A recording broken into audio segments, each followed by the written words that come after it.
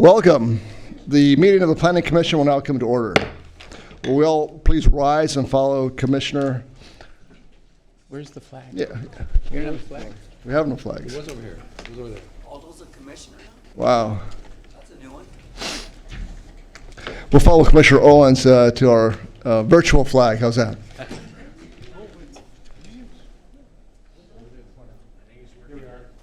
just skip this part up. They do it at the Dodger game. Please repeat after me. I pledge allegiance to the flag of the United States of America and to the republic for which it stands, one nation, under God, indivisible, with liberty and justice for all. That's a first. Okay, well, that was interesting. We're off to a good start. Yes, virtual. Yes. Will the secretary please call roll? Commissioner Owens, Present. Commissioner Fermetta, Present. Commissioner Spathopoulos, Present. Vice Chair Duarte, Present. and Chair Dominguez. Present. Will those in attendance please read the cover page of the agenda as it outlines the procedures which the commission will follow. This time is set aside for oral communications for the Planning Commission. Does any commissioner wish to express announcement or report on a conference or a meeting or request items for a future agenda? Commissioner Fermetta? No. Commissioner Owens? I have none, thank you, Mr. Chair. Vice Chairman? I have none, thank you. And Commissioner Spath? None. Thank you. Okay. And I have none likewise. Is the Director of Community Development aware of any presentations for tonight? Chair Dominguez, no presentations for tonight. Does the Director of Community Development have any changes to the agenda? Chair, no changes to tonight's agenda. Does the Director of Community Development have a report on City Council actions?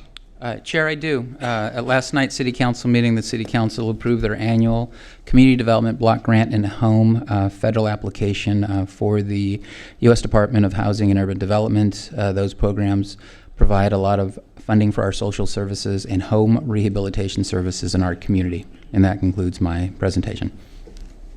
Thank you, sir. Now is the time set aside for public hearings. Public hearing for PLN-19-00061 is now open. Does the Secretary have proof of publication? Yes, we do. Will the Director of Community Development introduce staff making the presentation? Thank you, Chair Dominguez. Tonight we have our Principal Planner, Guillermo Arreola, to make the presentation.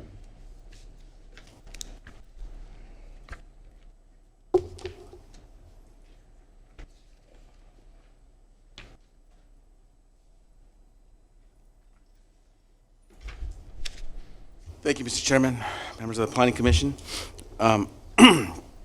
Excuse me. Bastards American Canteen is requesting approval of a special event permit for a Memorial Day event to take place May 27, 2019, and located at 11045 Downey Avenue, zoned downtown Downey specific plan. This application is the same as last year's, no difference. Again, take place on May 27th, excuse me, from noon till 10 p.m. Again, same hours, and will include partial closure of 2nd Street between New Avenue and Downey Avenue. Written approvals have been obtained from the surrounding property owners for the closure of this street. The aerial here shows that there will be K-rails, Jersey barriers at New and Downey Avenue, prohibiting vehicles from entering the site during the event. There'll be perimeter crowd control fencing located around the event. Stage setup will take place. Excuse me. Sorry. A stage will be set up on 2nd Avenue, where live entertainment will take place from noon to 8 p.m. The event will include a number of vendors, as well as a beer garden and beer trailer. Oh, thank you very much. I'm a little under the weather, so please forgive me for that. Entry to the beer garden area, the beer trailer, also known as a beer garden, excuse me, will be limited to those people 21 years of age and older, and it will also be fenced off from the remaining portion of the event with the crowd control barrier right there. There'll be a security guard posted at the entrance, checking IDs and handing out colored wristbands. Sale and consumption of beer will be limited to the beer garden area. A total of 6 security guards will be stationed throughout the event. Setup for the parking lot area will begin Sunday, May 26th at noon, and that is this area right there. A street closure and setup will begin Monday at 6 a.m. This area right there. Event breakdown and the opening of the street will be completed by midnight, and remaining cleanup activities will be completed by Tuesday at noon. Excuse me. At the May 2nd DRC meeting, we got the standard conditions of approval from the different departments, planning, building, public works, police. However, due to some unruly behavior at last year's event, the police department is requiring 2 police officers from 5 p.m. to the close of the event. Mr. Chairman, that concludes my presentation. I'd be happy to answer any questions you may have. Thank you, Mr. Ariel. I hope you feel better soon, but I've got about 50 questions for you. I hope you'll survive. Okay. That was a joke. Thank you. He isn't feeling well. I was ready. I know you were, that's why I said it jokingly. You mentioned the was? Yes, there was a few intoxicated individuals that took place later on in the evening. And so that's why police department wants 2 police officers there. They just feel that their presence would definitely impact that type of behavior and reduce it. Okay. Thank you. Yes, sir. Chairman Frometta, do you have any questions? The setup is pretty much the same as the one from last year, correct? There's no change, sir. Okay, that's familiar. So other than the altercation that they had, there was no other issues? No, sir. Okay. No further questions? Thank you. Commissioner Spathos? No questions, no comments. Thank you. Commissioner Owens? None either. Thank you, Mr. Chair. Thank you. Vice Chairman Duarte? Just one. In terms of the, I see here in the application that they have written permission from Porto's, Lock and Key, Peking, and LA Bun, the tenants. How about the Epic Lounge? Will they be operating that night? Or? LA Buns, No, Epic Lounge. Epic Lounge. Yeah. Yes, they got a permission from all the property owners. Okay, because yeah, I didn't see that in there. More importantly, if I may, Portos owns half that street, as does the owner of that Bastard's property. And so primary approval was obtained from Portos in order to allow them to close the street. No Portos approval, no closure of street. And because they're closed on Memorial Day, they were fine with the closure. Okay. Thank you, sir. Appreciate your time. You're welcome.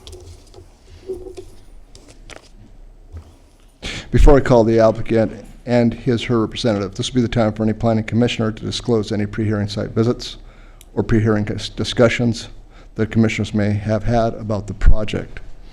Commissioner Spathos? Site visits, yes, I have driven by, familiar with the location, and know that they have had this event in the past, but no communications with any of the applicants. Thank you. Commissioner Frometta? No communication or site visit. Commissioner Owens? Sorry, thank you. Commissioner Owens? None as well, Mr. Chair. Vice Chairman Duarte? No disclosures. No disclosures from me either. Now we'll invite the applicant and or his or her representative to come forward to give testimony. Please clearly state your name and address, sir. Chairman, Vice Chairman, good evening. My name is Manny Maida. I'm the co-owner of Bastards American Canteen, located on 11045 Downey Avenue. And first and foremost, thank you for the opportunity to come before you and speak on behalf of our event on May 27th. If you have any questions, feel free to ask. Thank you, sir. Commissioner Frometta, any questions? Not at this moment. Thank you. Commissioner Spathos? No questions. I like the addition of the 2 additional police officers, and I'm sure you guys will do a good job keeping everybody. Will do. Thank you, sir. Very well. Commissioner Owens? No questions, but just a comment as well. It's a terrific event. Appreciate that, sir. Vice Chairman Duarte? Yeah, great event. I guess the only question I have is in regards to the situation last year. Have you thought about what happened? Any procedure, extra procedure, and you're going to implement this time so you won't have any of that unruly behavior? Absolutely. Our SOPs are super tight during our events. This is the first event that we bring on, local police officers throughout the duration of the event, not only from 5 to closing, but actually throughout the beginning of the event to the closing of the event. We think it's very important to definitely show that presence. In accordance of last year's event, during Veterans Day, not Memorial Day, is when the altercation happened. It was individuals that were at our event, then left our event and went to a different place. There was, an altercation between two people, and that did not escalate to anything further than, local police department stopping by, doing what they were supposed to do, did a very good job, came back to us and informed us that these 2 individuals were part of our event. At that point, we then got together as far as the planning committee for this event. It said that definitely our SOPs inside the beer garden had to be a lot more strict. So we went ahead and upped on our security, and with now being more space because of the street, we can control as far as crowd control a lot better, along with being able to facilitate beer sales in one area and non-beer sales on the other area, where it's purely entertainment.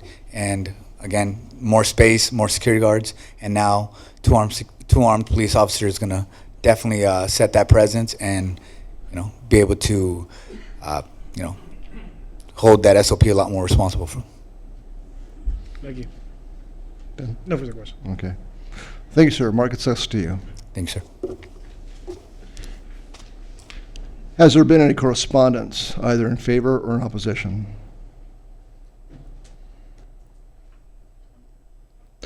Yes, sir. Has there been any correspondence, either in favor or opposition? None, sir. Thank you. Is there anyone who would like to speak, either in favor or in opposition? Please come forward and state your name and address. Mr. Dominguez, why such negative behavior here? Why must we have no shirts that shall not be blue or black?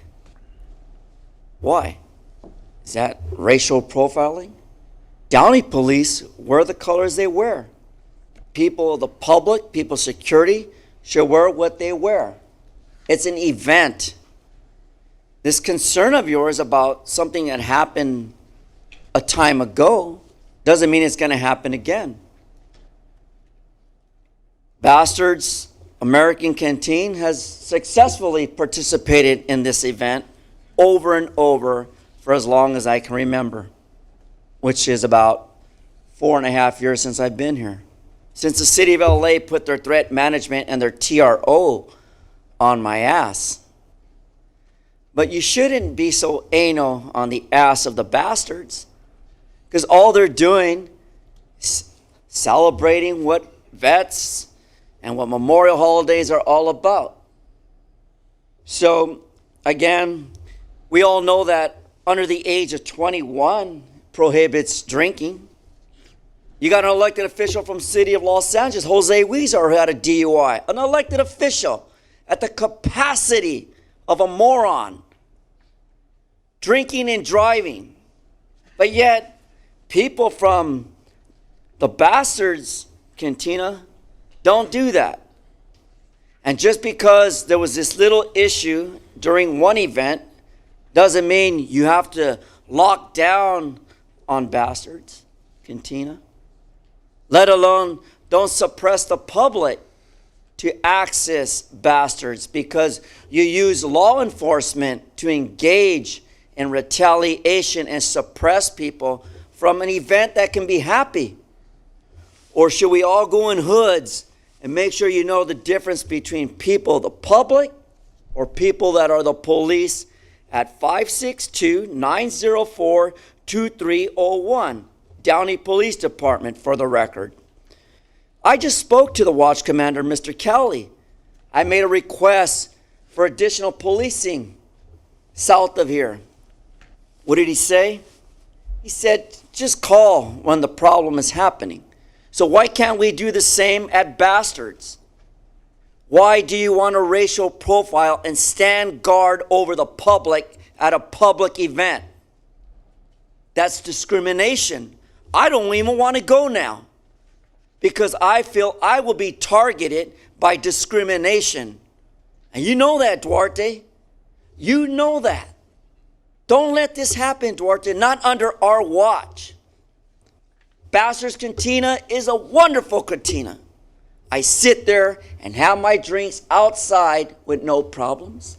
Yet the threat management unit of the Los Angeles Police Department has put an X on my back, telling me that I have to stay 10 yards from an elected person from the city of Los Angeles under Mike Fuhr, the city attorney, simply because I said he lives in Pasadena. If you don't want to be known, if you don't want to get recognition, and you don't want to have First Amendment protection, stay off Facebook, stay off Twitter, and stay the fuck off of putting your name on a poster and posting it that this is what you do and have your address on it. That's how stupid this attorney is from Pasadena. But yet he goes to my city in Los Angeles where I'm employed and he fucks with us.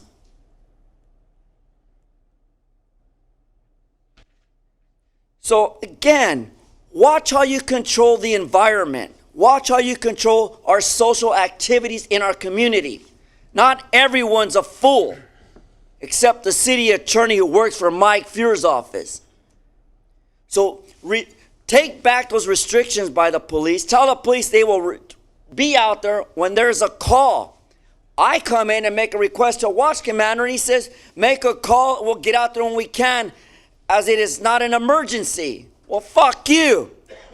Gentleman sleeping in the back of my home, homeless, was there this morning at 4 a.m. while my dogs were barking. It's not his fault. Being homeless is not his fault. Being homeless is a crisis, and it's a poor excuse of the American dream. So stop being a bully. That's what you are, bullies. Fix the promenade and get shit working. I apologize to the audience. We're going to take a 5-minute break. May I see the city attorney in the back, please?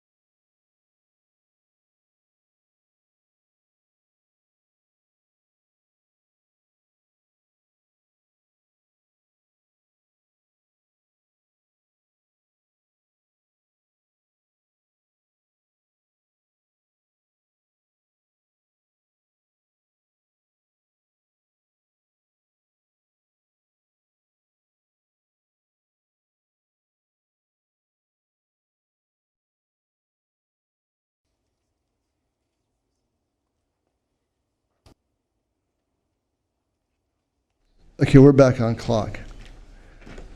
Is there anyone else who'd like to speak either in favor or in opposition of this application?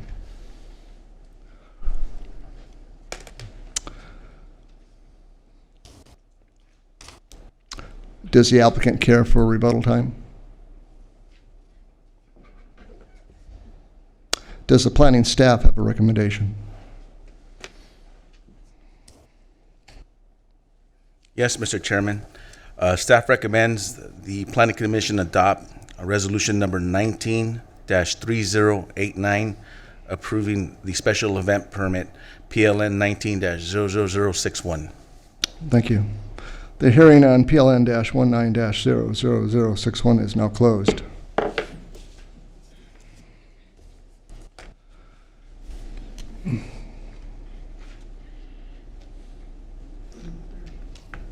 Does the commission wish to discuss this? Commissioner Frometta? I'm sorry, Frometta. No. Thank you.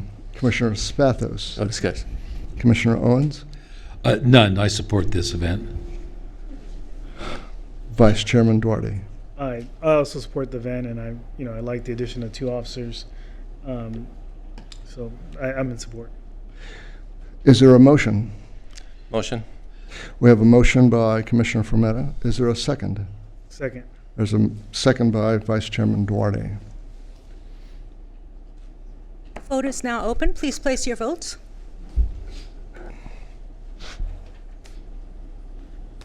Resolution number? Not working?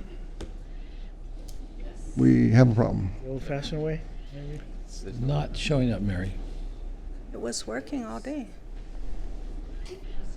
Should we go to voice vote? The old-fashioned way? You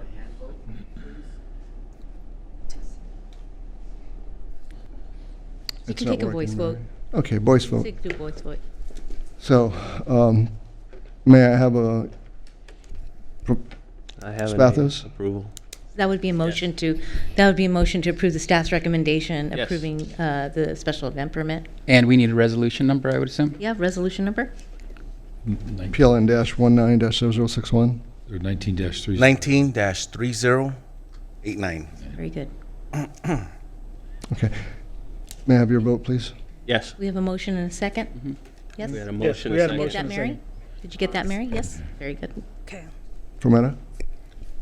Approve? Yes? Owens? Aye. Duarte? Aye. Okay, for An the aye for me. Okay. Set it. In favor? Okay, the motion passes to approve PLN-19-00061 for the special event permit with all 5 in favor. Thank you. Okay, we're going to move on to PLN-19-0063. Please introduce the staff. Yes, thank you. Chair Dominguez, tonight we have, once again, our principal planner, Guillermo Ariola, to provide the presentation.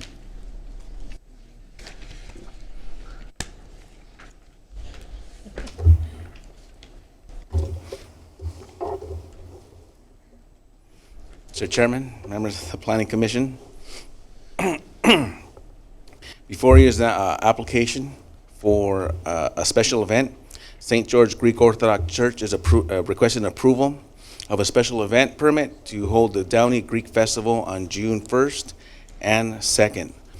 The property is located at 10830 Downey Avenue and zoned downtown Downey specific plan.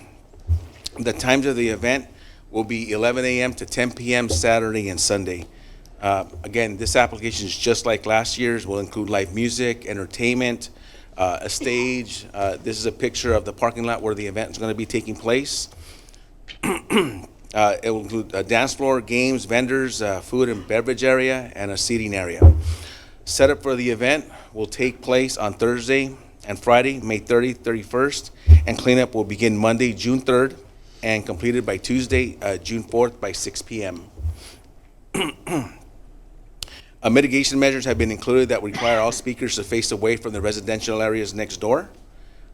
and any generators, if any, to be at least 25 feet away from any residential property line. The applicant has indicated no mechanical rights. First Baptist Church and Downey United Methodist Church have given the applicant permission to use their parking lots for event parking. And the slide before you shows the locations of those parking locations. The different departments provided comments on this event, and like last year, they provide their standard conditions of approval. No changes to their conditions. Mr. Chairman, that concludes my presentation. I'd be happy to answer any questions you may have. Well, thank you, sir. Good presentation. So last year, we made some changes on where placement of some of the activities were. Are we doing the same thing with those activities, or has been a change from last year? Well, there were no requested changes to the activities for this year's event. Those same stations? Yes. This year as last year, sir? Yes. Okay. Thank you. You're welcome. Commissioner Fermetta.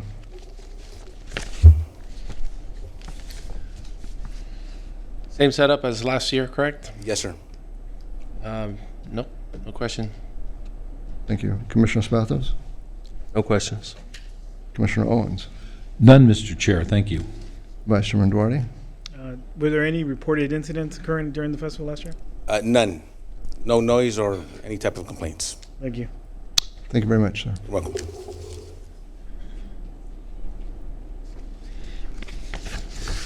Before I call the applicant and/or his representative, this will be the time for any planning commissioners to disclose any pre-hearing site visits or pre-hearing discussions that the commissioners would like to divulge. Commissioner Spathos? I have visited the site, have attended many years myself. Other than that, nothing to discuss.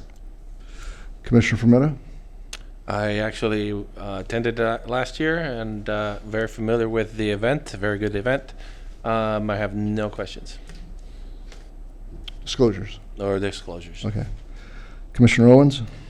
Same, I attend it regularly, and I have no disclosures, thank you. Vice Chairman Duarte? No disclosures. And no disclosures for me. Will the applicant and/or his representative please come forward to give testimony? Good evening, Honorable Commissioners, Planning Commissioners, staff. Thank you for inviting, having me come here and present to everyone. As Mr. Arreola indicated, there are no changes from last year. There were some requests that were made, and we're always very flexible working with the city. We still have to obtain fire permits, building permits, electrical permits. So sometimes there are modifications that are made within with the city departments, and we always work it out. In years past, before I was here, we worked it out the day before the festival, but we worked it out. And as I've been a part of this process, it's happened a couple weeks, a month before, and so I'd like to thank Mr. Ariello. Guillermo. I'm going to call him Guillermo. I like his first name. For working on this. I know it was submitted with a bunch of other things that he had going on, and he, he welcomed the challenge, and so I'd like to thank him and staff for doing this. I'm open to any questions and any concerns the planning commissioners may have. Hopefully I can address them.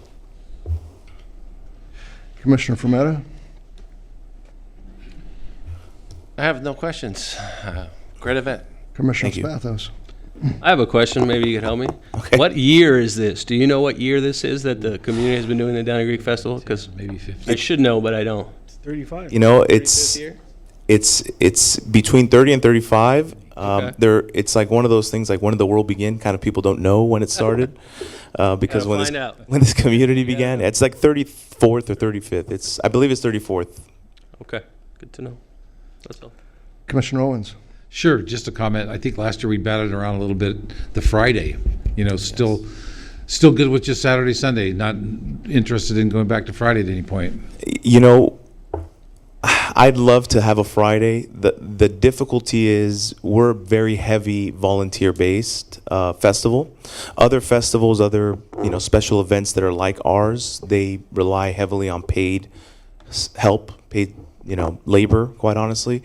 And when we had the 3-day event, honestly, we couldn't walk the next day as volunteers, right? So there's that challenge, and obviously it creates some challenges with staff because they have to get things ready before Friday, and so we batted it around, but it might make an appearance next year or in the next couple of years. I mean, it's something we're considering. We like the 3-day thing, the idea of it, but hopefully it'll happen sooner than later. Yeah, you're at max capacity Saturday and Sunday, so your ability to make revenue is pretty strong. But thank you. If I may make a suggestion, if you come before 3 o'clock, you tend to beat the lines. There tends to be heavy flow of people after 3 o'clock, or heavier than normal. So if you want to, get food and enjoy it and not be, succumb by the long lines, I would recommend coming before 3 o'clock, 3 p.m. You'll beat the line and you'll be able to, enjoy the festival and the music and the people. Great, thank you. Vice Chairman Duarte. I think my comment the same as last year is that, make sure you don't run out of lamb. That's my one complaint. That was his complaint. What's my one comment there? I will have to sit you down with a lamb chair and convince him. We'll have to bring him in next time. Well, I'm gonna tell him that the commissioners wanted to speak to him, and you'll get a kick out of it. He'll address your issues. Counselor, I appreciate you being here tonight. I think that tonight's presentation by you and the work that your internal staff has done with the planning department this year is exemplary. Thank I you. certainly am proud to sit here tonight and say that the improvement, the growth from your organization, working with our department, is what we want here. As a counselor, process is very important for us in any organization, but especially a governmental organization. And I appreciate the respect that you have demonstrated as your organization this year for us. Not that you disrespected us last year, but it was difficult. And thank you again very much, sir. Wish you much success. Thank you for the comments, Mr. Chairman. I appreciate it. Anything else? No, sir. Thank you so much for your time. Thank you. Yes, sir. Has there been any correspondence either in favor or in opposition? None, Mr. Chairman. Thank you. Is there anyone present who would like to speak either in favor or in opposition? Before we proceed, I'd like to make sure that everybody understands that this is a governmental body. We like respect, we give respect back. Respect is defined in many different regards. This is a forum, but we follow the Constitution, so we must be tolerant of certain denigrations or variations thereof. But I ask everybody in this audience to please show restraint and respect. Brown Act 54950/54963. I believe there's a portion in there, Mr. Dominguez, that says the public has a right to criticize its elected official at their capacity. So Dean Ferguson, Ninth Circuit Court ruled that First Amendment is protected speech. And we must learn to tolerate how the public, who is not informed, who is not inquired to follow legislative rules other than to be a part of the legislative policy, shall make decisions based on the rules of the legislative law, California Brown Act, Bagley-Keene Act. So let me perform. Thank you. Isn't it great how the St. George Greek Orthodox Church, followed by the Methodist Church, can work together and collaborate parking arrangements? That's great. Most religions don't get together like this anymore. They want to take your parishioners away. But it's always been a pleasant event for myself to go to the Greek Orthodox Festival. I enjoy it. I get a high off of it, seeing the love, the respect, and the care the Orthodox people give to each other, and in return to those of us who are invited. So I'm in here to support and be in favor, Mr. Dominguez. What a kicker, huh? What a kicker. And Guillermo, you do always a great job to support the Orthodox Church, and I appreciate that. I appreciate the fact that there's a consideration about people with disabilities for handicap stalls in the parking area must remain accessible for all uses, for those with disabilities and those without. First come, first serve. In addition to that, Mr. Dominguez, why isn't there a Downey police officer or two on guard at this site? There's been some bombing going on in the churches. Retaliation for those who oppose to the belief that God is invisible, which He is. We all have an opinion to our God. We all respect each other's God. But at the end, we come to the demise of one Creator. Brought to you by the book of Romans, which I heard yesterday in the meeting. But Christ taught the Pharisees a lesson. He said, take these money changers and these scales off the temple of God, for this is the house of my Father. What did he mean by that? I think he was implying that he, being a God, the Son of God, made it known that he's the Son of God. However, to some who do not know that because they believe in a Trinidad or they believe in other philosophies or pagan philosophies, see, the longer I'm in the community and I have a library to read and learn, the more accountable I become to understand life, liberty, and justice for all. Thank you, Mr. Dominguez, for that recess call on 42 U.S.C. 1983. Because you're implying, with all respect, that you're going to observe the First Amendment, the Fourth Amendment, and follow constitutional Bill of Rights law that protect the civility of what the Brown Act is intended to do. Move the public to participate. Don't be afraid. Don't be afraid here because you don't know what to say, because we know what to say. We live in our community. We celebrate in God's house.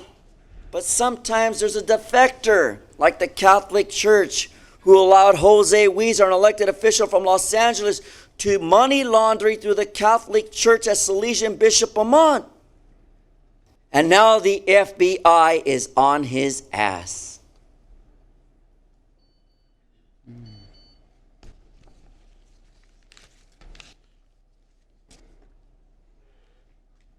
The intent of this exercise at this point in time is to allow the public to come forth and give public comment that's pertinent to the item at hand. Our tolerance is being tested. Is there anyone else who would like to come forth and give testimony, either in favor or in opposition?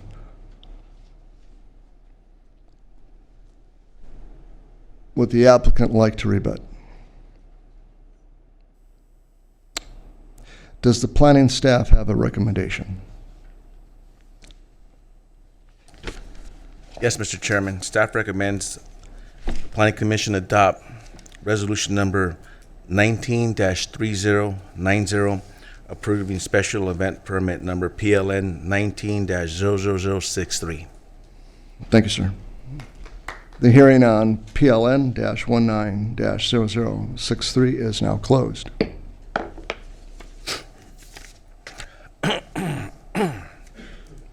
Now it's time for the commission to ask questions or we have a general discussion.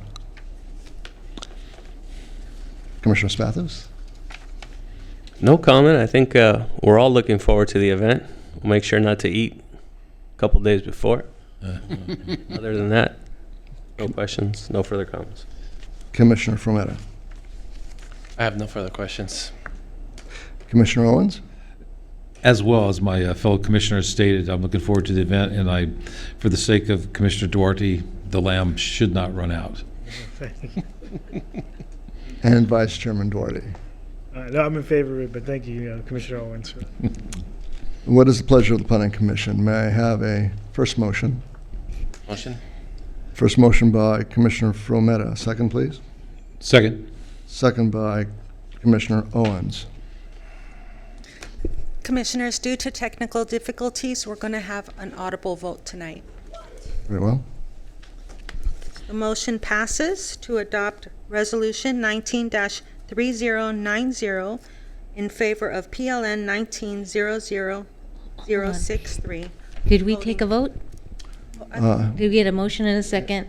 Please call the. Roll call. Roll call Oh, I'm sorry. Yes. I thought you voted. Okay. before we announce a vote. Okay. Let's get the vote. May we have a vote? I have a vote. Aye. Aye. Aye. Aye. And aye. Thank you, Mary. Okay. Now the motion passes for 19-3090 with Commissioner Frometta and motioning and Commissioner Owens seconding in favor, 5 in favor. So it's been approved and seconded to approve this and send this for the recommendation to the City Council. PLN-19-00063. Thank you.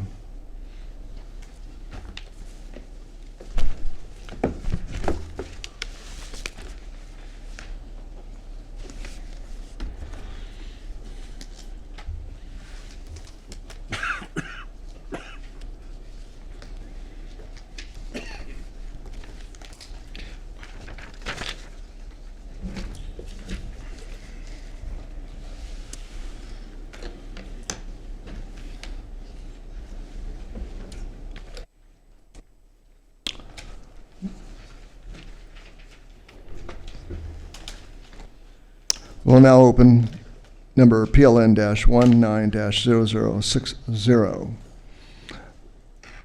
Mr. Schindler, do you have someone on staff that can present? Yes, Chairman. We have our Assistant Planner, Madeline Welch, providing the presentation for tonight. Thank you.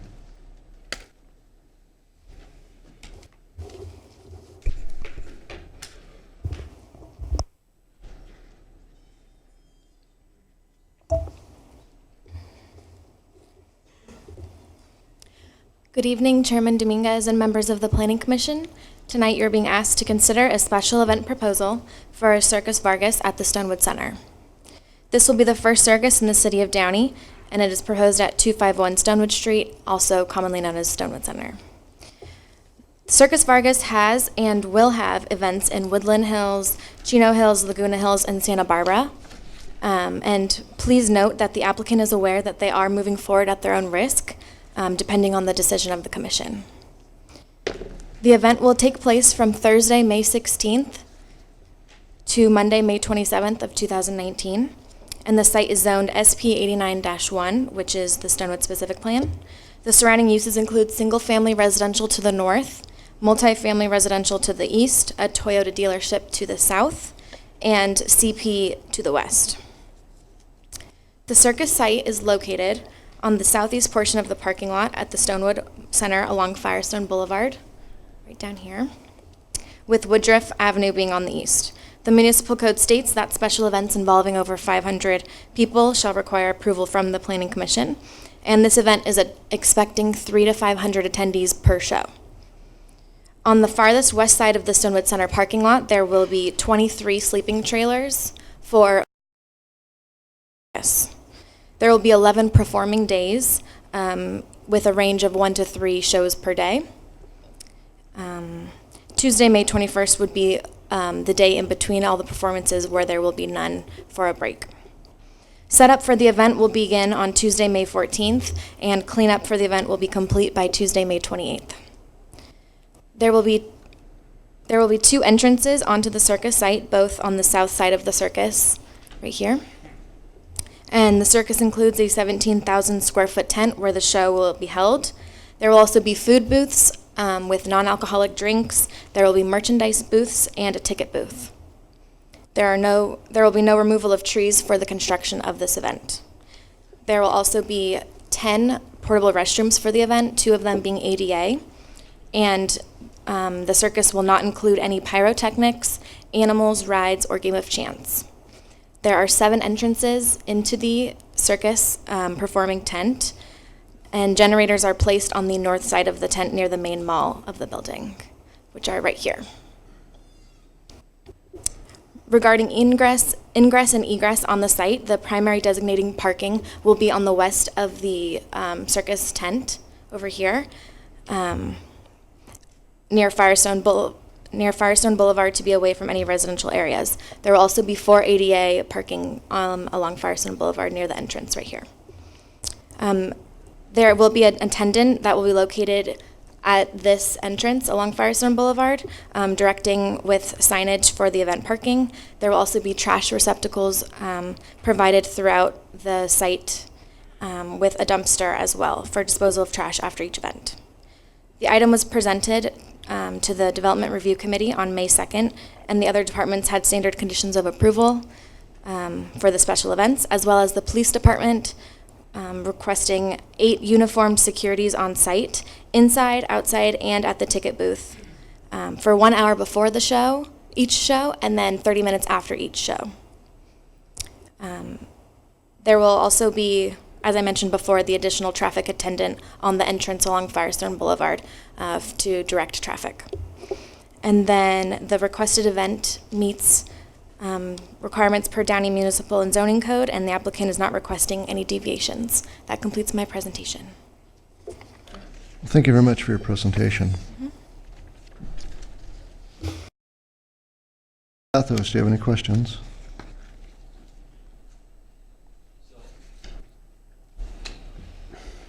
I think some of these questions I'll direct to the applicant directly.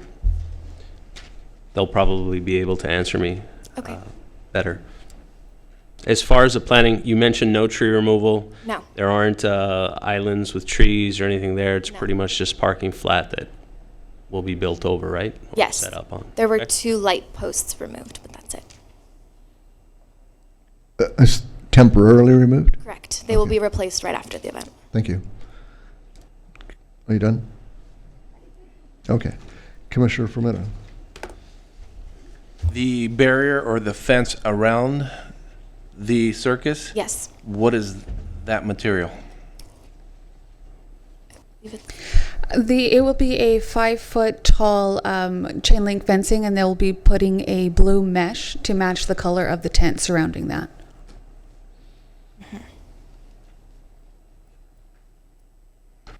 The fencing around the tent, is it going to have a way of egress? Or are you fenced in? The primary entrance will be, as it's shown on the slide in front of you, facing Firestone Boulevard. The fire department was there earlier this morning, and they will also be there tomorrow once the fencing has been fully installed to ensure that they're okay with any exiting. Egress is definitely a concern for them. We imagine that they would put it on the northern end to have a secondary, if not a third point of egress. But the fire department will be on site to ensure that that's provided. Do we have a plan that we're following, or is this sort of by the seat of our pants? The fire department has been in constant communication with the event planners for the circus themselves. And before coming in tonight, I spoke with them just to ensure, are there any additional concerns that we need to bring to the commission's attention? The inspector that I spoke with actually did tell me that they felt all of the setup that was being put in, everything that he saw met the requirements that they would have insisted on anyway.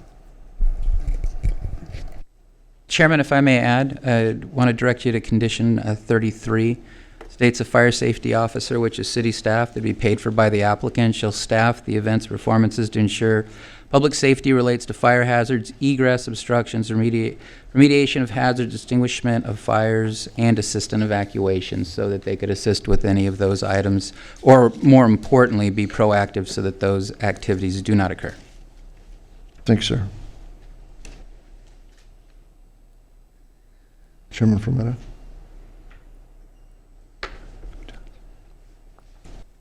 None. Security? Yes, the security plan.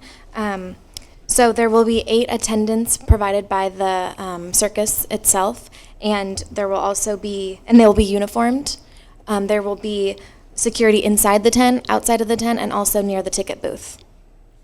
The 8 security attendants are designated just for the area of the tent, or does that include the trailer area?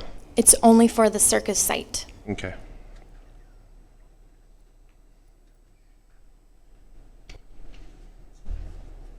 Thank you. Commissioner Owens. None at this time, Mr. Chair. Thank you. Vice Chairman Doherty. Yes. I'm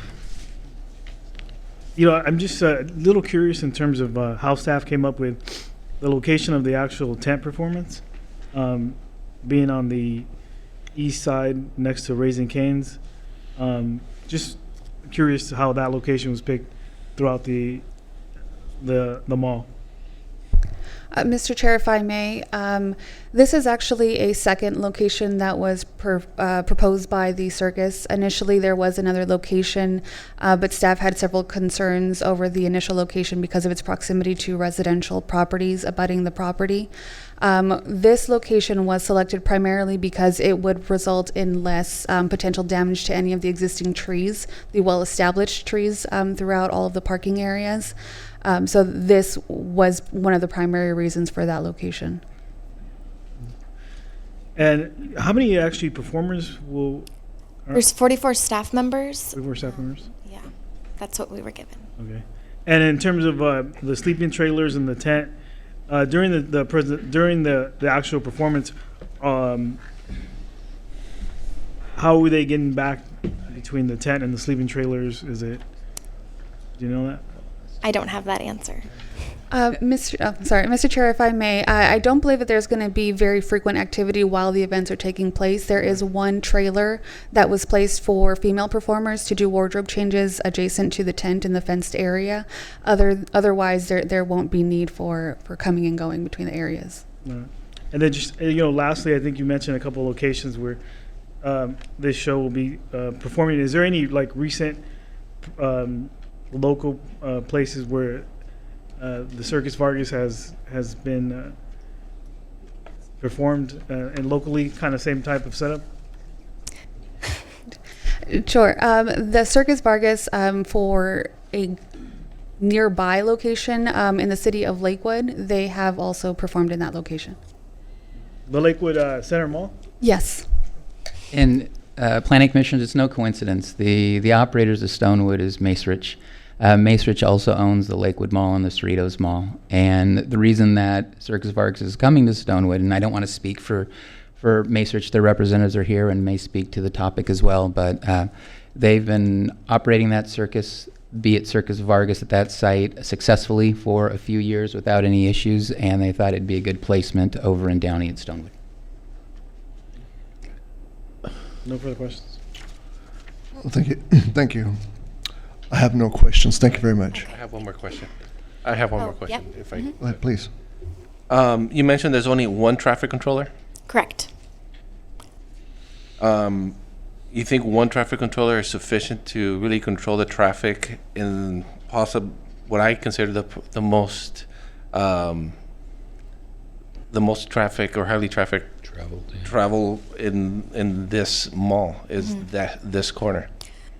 This location was reviewed by Engineering Public Works, as well as the circus has suggested in the past that one parking attendant directing the traffic was sufficient.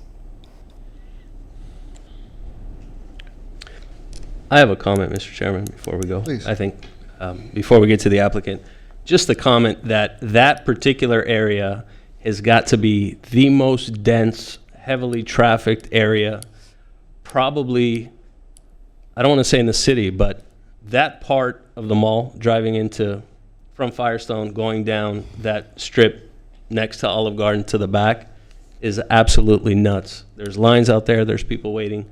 I'm curious to know, I mean, obviously you want to pick a site that's very busy, but that area has got to be one of the busiest areas dense-wise to hold an event like that. So just something that I want to put out there right now, that I personally have some recommendations for the applicants when they come up, just for safety issues. What are they? there. Go, let's discuss that now, because I think this would be a good, You want to discuss? I want to discuss this now. What is your comment? Well, you did mention one traffic. This is the time for questions only. Okay. Then, when the public hearing is closed, then we could talk about some of the recommendations you want to Okay. come up with. So are That these would be the questions best or time. recommendations? These were comments actually on that particular location, leading up to potential recommendations for the applicant when they come That up. would be my Understood. I thought there were questions. Okay, thank you so much. Thank you. I have none. Thank you. Okay, thank you. Appreciate your time. Before I call the applicant and/or his representation, this is a time for any planning commissioner to discuss pre-hearing site visits, pre-hearing discussions that you want to disclose. So, Spathos. I did visit the location, drove around, familiar with the location, with the spot, just to see what was going on. I saw him putting up the tent a couple of days ago, I think on Tuesday. So time-wise, I think it was a surprise as a commissioner in the city to see the tent going up before we actually held a meeting. So I think that's a discussion to have here today. Do you have any disclosures, sir? Just visiting the site. Thank you. Any disclosures, Commissioner Frometta? Yes, I visited the site on Monday and as well as last night around 9 o'clock. The day before, there was nothing there, and when I went again at 9, there was a tent that was already erected and being completed. Thank you, sir. Again, any disclosures, Commissioner Owens? No disclosures at this time. Thank you. Any disclosures, Vice Chairman Duarte? I have do have one disclosure. I was contacted by a resident of Downey, Guillermo Urias. He lives at 8551 Cavill Street. Told me he had 2 daughters, 2 and 3 years old, and he would actually like to take them to the event. So he just let me know that he was in favor of this this event. Thank you, sir. I'm sorry, I have one disclosure. Yes, sir. I was contacted by a resident of Downey, Scott Rhodes, not in favor of the circus, because they were from the carnival at the Downey High. So I would like to disclose that. Thank you. Any other disclosures? I have no disclosures. Will the applicant and/or his representative please come forward to give testimony? Please state your name and address.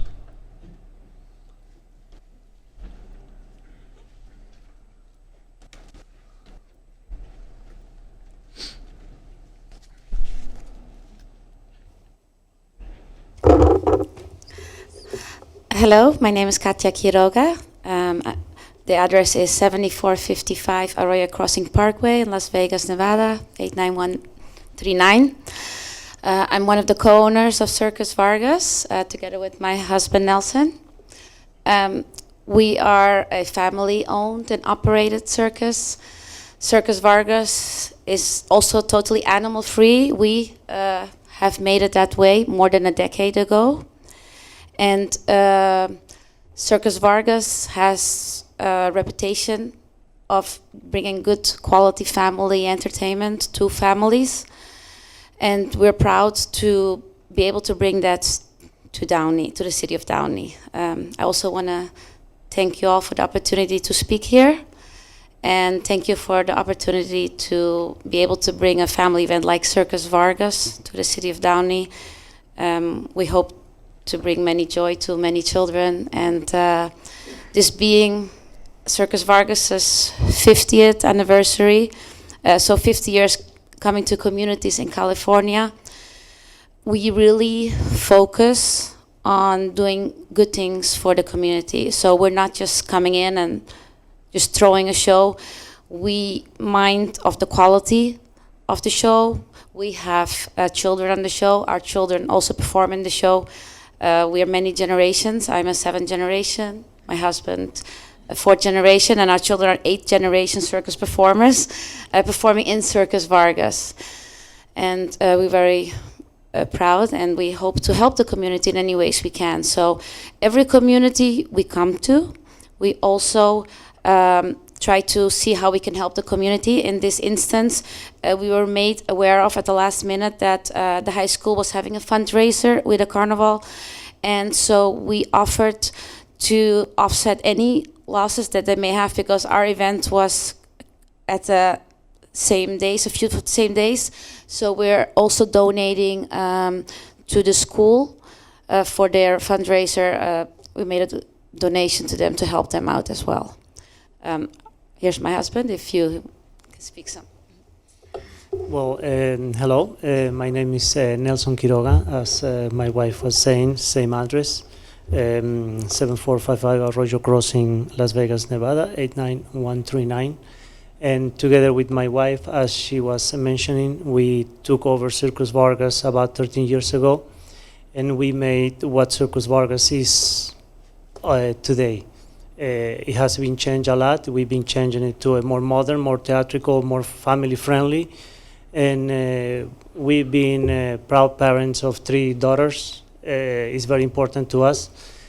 And we just want to ask you guys to please give us the opportunity to make Downey one of our yearly stop, just as we do in so many communities around Southern California.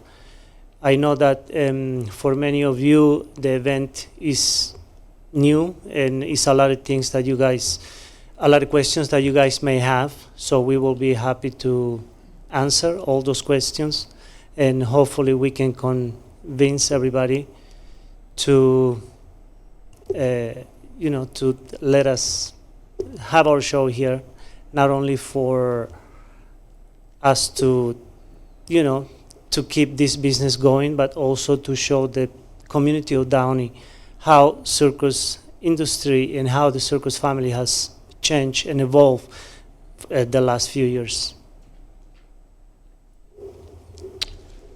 Okay, we're going to have some questions for you here. So, seems like Commissioner Spathos has biting at the bit, so. You want me to start? I'll go ahead. Okay. Yes, sir, please do. So first question, the tent size you mentioned was 17,000 square feet. Your shows, she mentioned, were you were expecting 500 people. What's the capacity of the tent?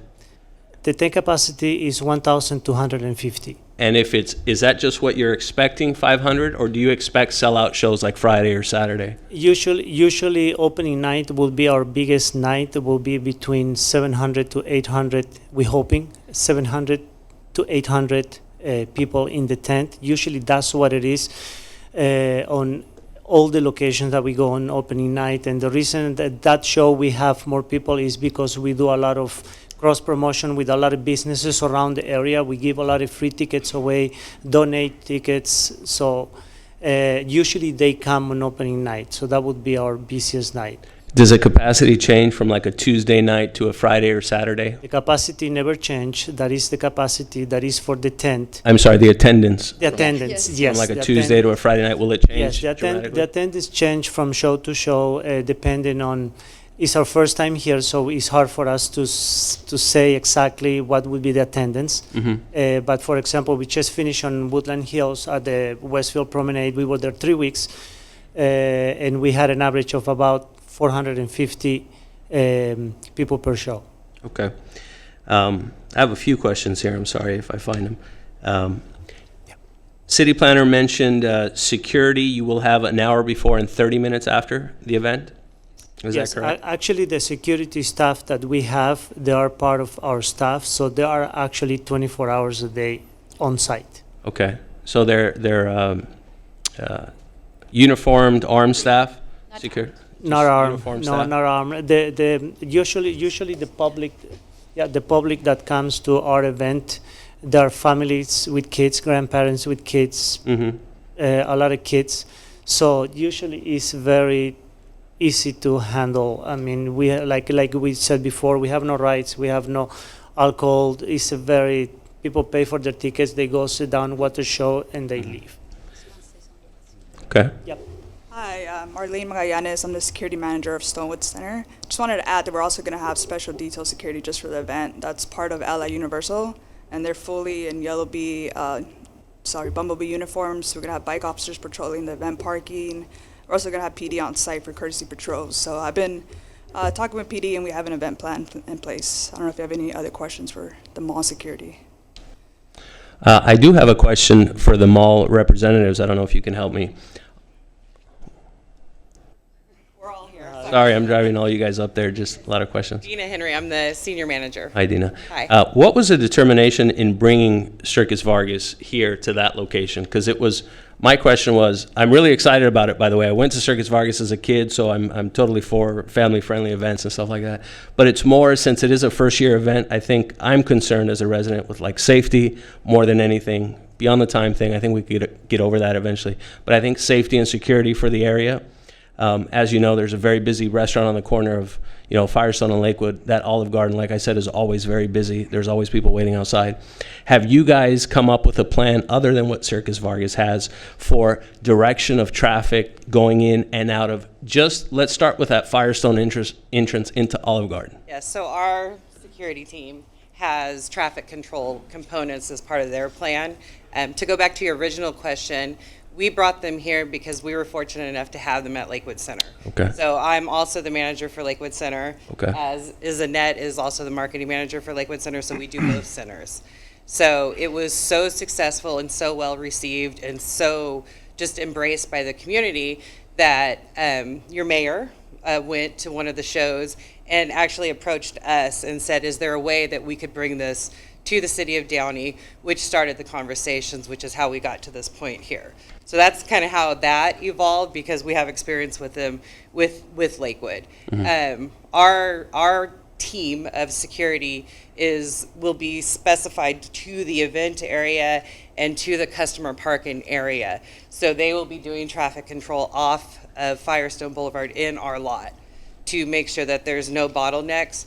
Olive Garden, very busy restaurant on the weekends especially. We have dedicated parking for Olive Garden guests only. They have 75 spaces right now that will be just for them. Mm-hmm. And our team is the one that is traffic mitigation for the Olive Garden parking guests versus the general mall guests versus the circus guests. Okay, so my understanding is Stonewood Mall is going to have an attendant making sure people who park in Olive Garden parking lot aren't walking over to the circus. Because what I noticed is the entrance booth and the ticket booth is on Firestone. Correct. So for somebody to park in the back, they would have to walk probably half a mile to get into the front to that ticket booth. Am I right? Or is it probably a little less? Yeah, I would say, Quarter mile. Yeah, and there'll be a lot of signage. So Yeah. As you saw, they're just I saw the setting up signs right today. now. So our mall signage will go in tomorrow once the site is tightened up and the fence is in, and ours will be directional as well. So Okay. security has vehicles. So if anybody needs a ride because the parking for the event is over by Sears. So if they need a ride, there's an option for that too. But it's not that far. Okay. I think that's all my recommendations or my questions for now, and then I do have a couple recommendations after you guys. I'm going to piggyback off your comment in regards to the traffic control, because that, for me, I see it as an issue. Because all I know of is there's only going to be one traffic controller, not including your staff in Stonewood. Correct. That is not in part. Because they're the applicant, so our traffic control plan is separate from the applicant. So we have our own, which we can share with you. It's just not going to be part of their package because they're the applicant, we're the host site, so we're just layering on top of what they already have in place. Is that something that we should have seen or discussed? It's not something that you, by technicality, needed to see, but it is something that you could discuss, and there are some options that could be discussed once we close the public hearing and we have discussion amongst the planning commissioners, and I can provide some input as well. Okay, great, thank you. Go ahead.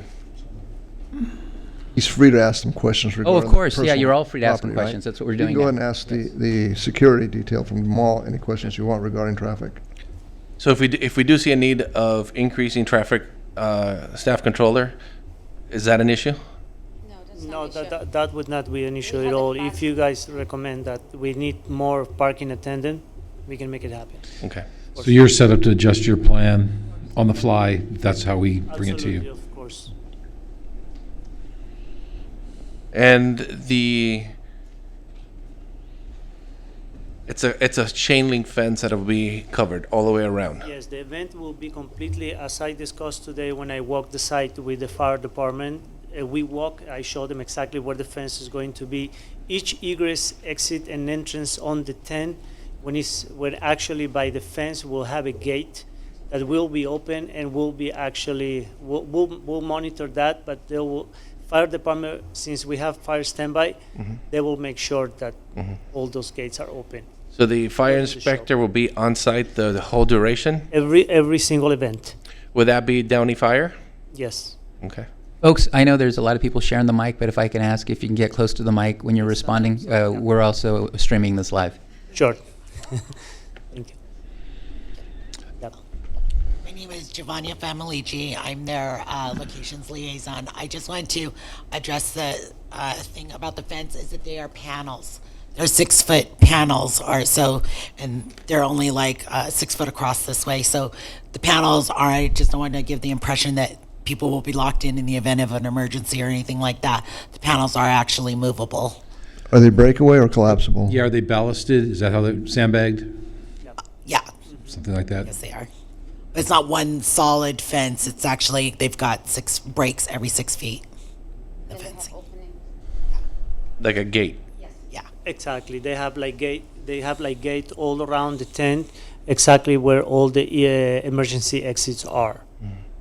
Who would open those in case of There will be those right there that will be open during showtime, all the time. all the time? Every single emergency exit. That's actually what we went through with the fire department this morning. They will the final inspection should be tomorrow morning if everything goes well, and then we'll discuss the final details regarding who will manage those gates and who will close them at the end of the night. And usually those gates are there.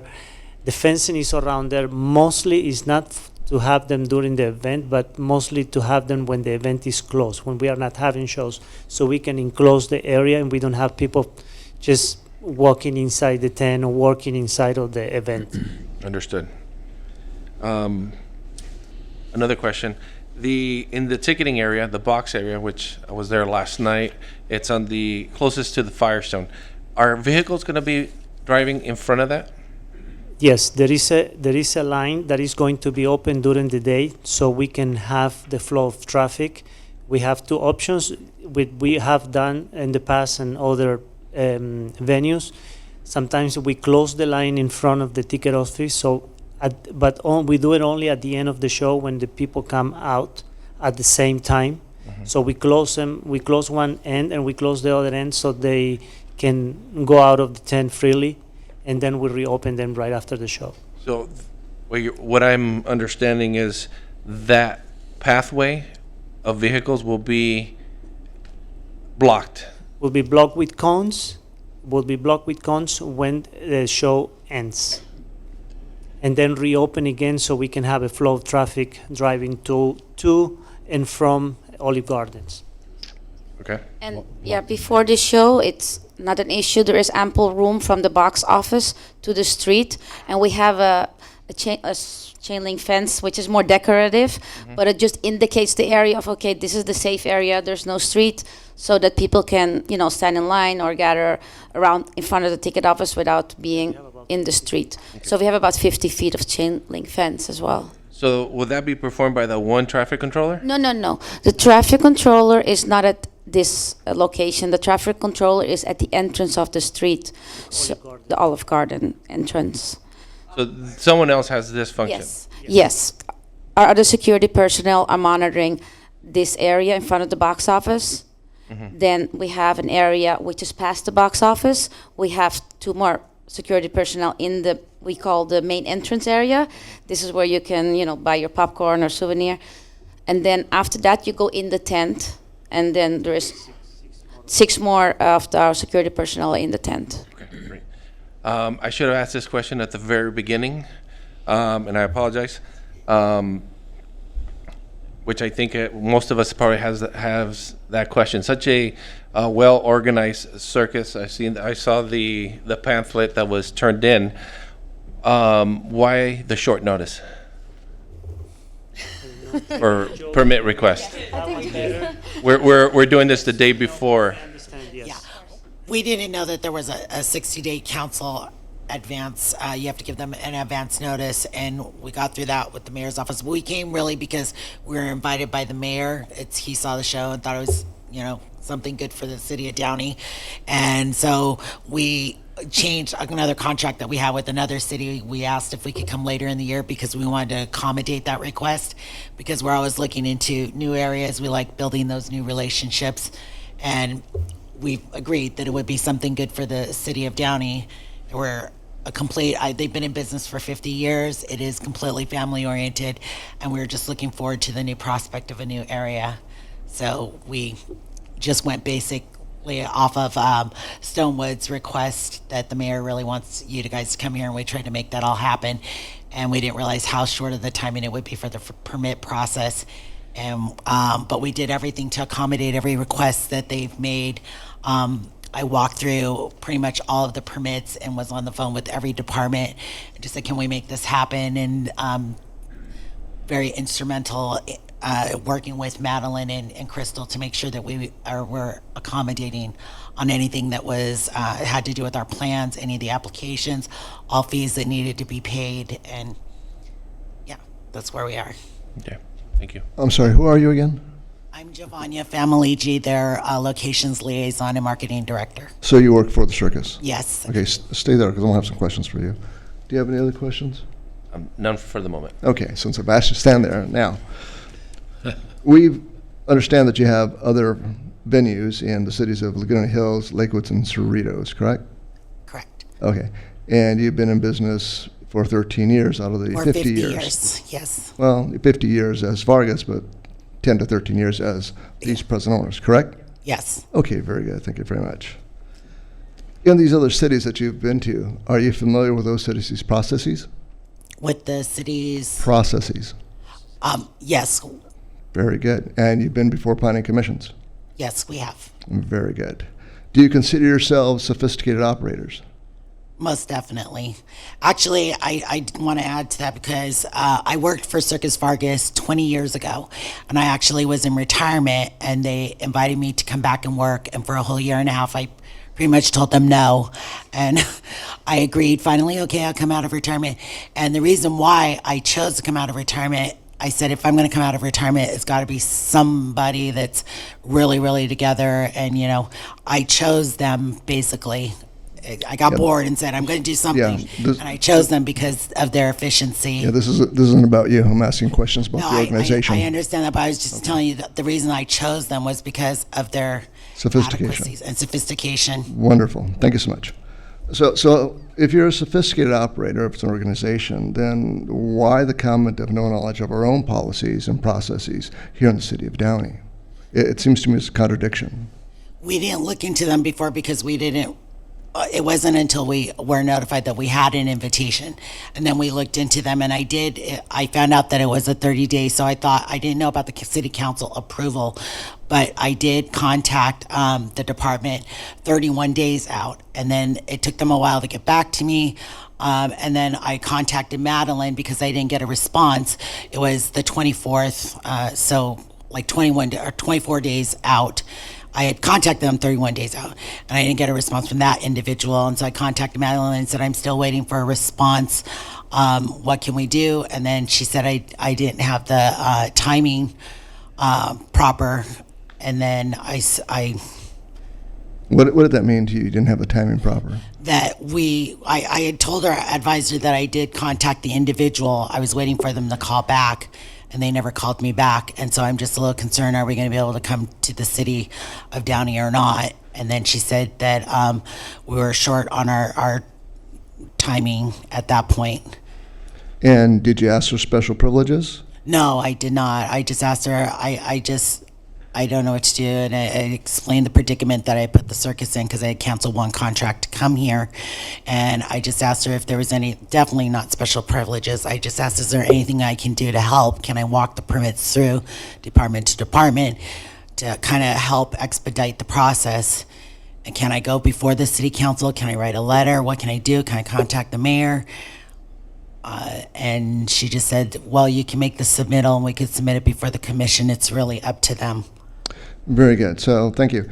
How did you choose this date in particular? How did we choose? The date. Oh, well, it was somewhere else. We had another location that we were potentially going to go to. I understand that. How did you choose the date to come to Downey? Who offered the window? Yeah, it's because our route, we try to start in San Diego and then just move Got it. upward north. So you determined the date. Yeah, so we and don't this kind of fit in, correct? Yeah. Okay, very good. When you learned about the conflict with the resident-focused functions, did that have any influence on you moving forward or reconsidering the date? A problem with, I'm sorry, what was that again? Yeah, so you're in conflict currently with some other venues that are city-focused, right? Did you take that into consideration in making your decision? We weren't aware of the persons that reached out to us were the school, and we weren't aware that they were having a carnival until just recently when I was doing my event action plan. I found out about their carnival, but I was in contact with this high school, and they had no problems themselves, specifically Connie Quintero, who is the assistant principal over there. And I told her, she was very excited about the fact that we were coming, and she even offered me to place a banner maybe at her event. I asked her about a banner at the event. She said, I don't think that'll be a problem. And she was trying to think of ways that she can actually help us promote. She said, we actually have tie-ins to elementary schools if you bring some coupons over. And I said, you know what, you guys are so amazing, and we want to build a presence here in your community. And I offered her 100 tickets. I gave her 100 tickets for her school, and we didn't realize there was a problem until just actually, I wasn't aware of it until today, but I guess the city notified Nelson that the school had an issue, which we resolved today. And I think they do have I'm not sure, but their representatives are supposed to be here. But we made a very good donation to make sure that we can compensate them for any loss that they think that they're going to have as a result of our event, because they are having their fundraiser event. But they are the only event that I know of that had a conflict with us coming, and we did everything today and resolved that issue. Very satisfied with the donation. Thank you so much. What does the, quote, own risk mean to you? What does own risk? Yes, your own risk. What does that mean to you? Is that a term you are familiar with? Yes, sir. That means that we assume all the risks of coming, and we understand that if you guys don't approve it, we have to pack and leave. And I really, really hope you guys consider it and not have us do that. We're pretty much, that's it. But we do understand, sir, that we came on our own risk. Everybody knows that. Stonewoods knows that, and I'm not. I don't want you to think that we came here and we expect to be treated differently. Not respecting your guys, the city deadlines, and the process that it should be, or what we're supposed to do when we come to the community. But sometimes, because we are moving so much every 2 weeks, every 3 weeks, every week, we go to so many communities. Sometimes some things are overseen by us, and we come to a situation like this. So, but it's not. I can assure you that it's not because we don't care how the city process or how it is. It's not about that. That is not the case. So is this the first time you've had own risk in other cities, or is this something that's part of your modus operandi? This is the first time. The first time. We have never been in this situation before on the 13 years that we've been running Circus Vargas. Thank you, sir. So I'm just going to continue, guys. That's okay with you. Please. Do we have a provision security for emergency services, ambulances, and/or any mass casualty provisions? I heard about the fences being movable, but do we have ballasts or any other impediments to vehicular traffic intrusion into the tent while there's activity? No, we won't, and we don't. We will have barricades up for the parking set up. And we also have an ERP, emergency response plan, in place, and a separate area to head to in case an emergency happens.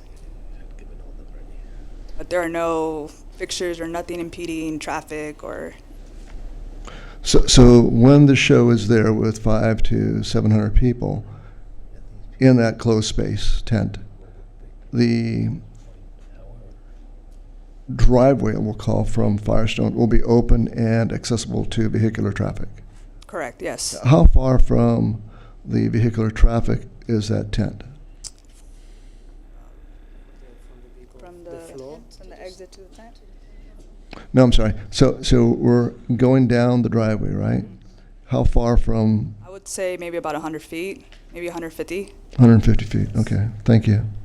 But you say we have no provisions for standby ambulance?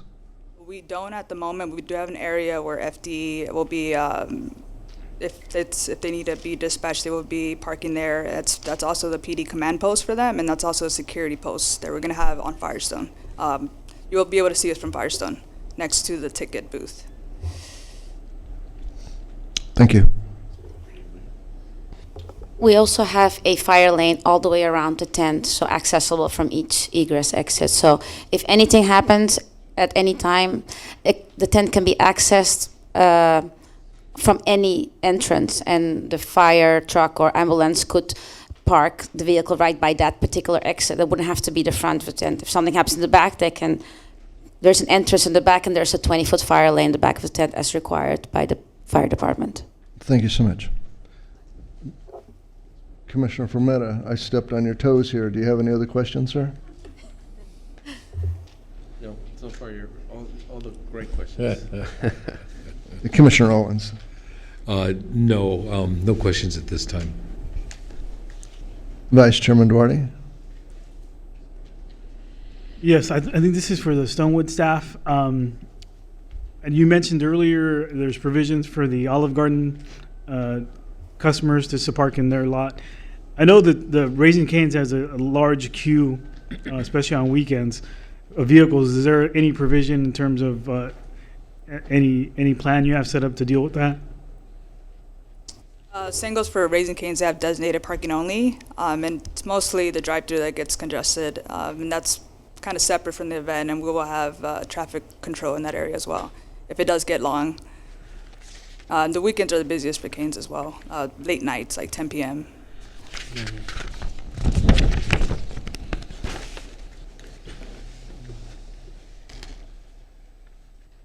And then just to follow up, maybe clarify, the commissioner said that the driveway on Firestone will be open, and it's about 150 feet from the tent. Is there any barrier there in terms of securing the area, blocking through traffic?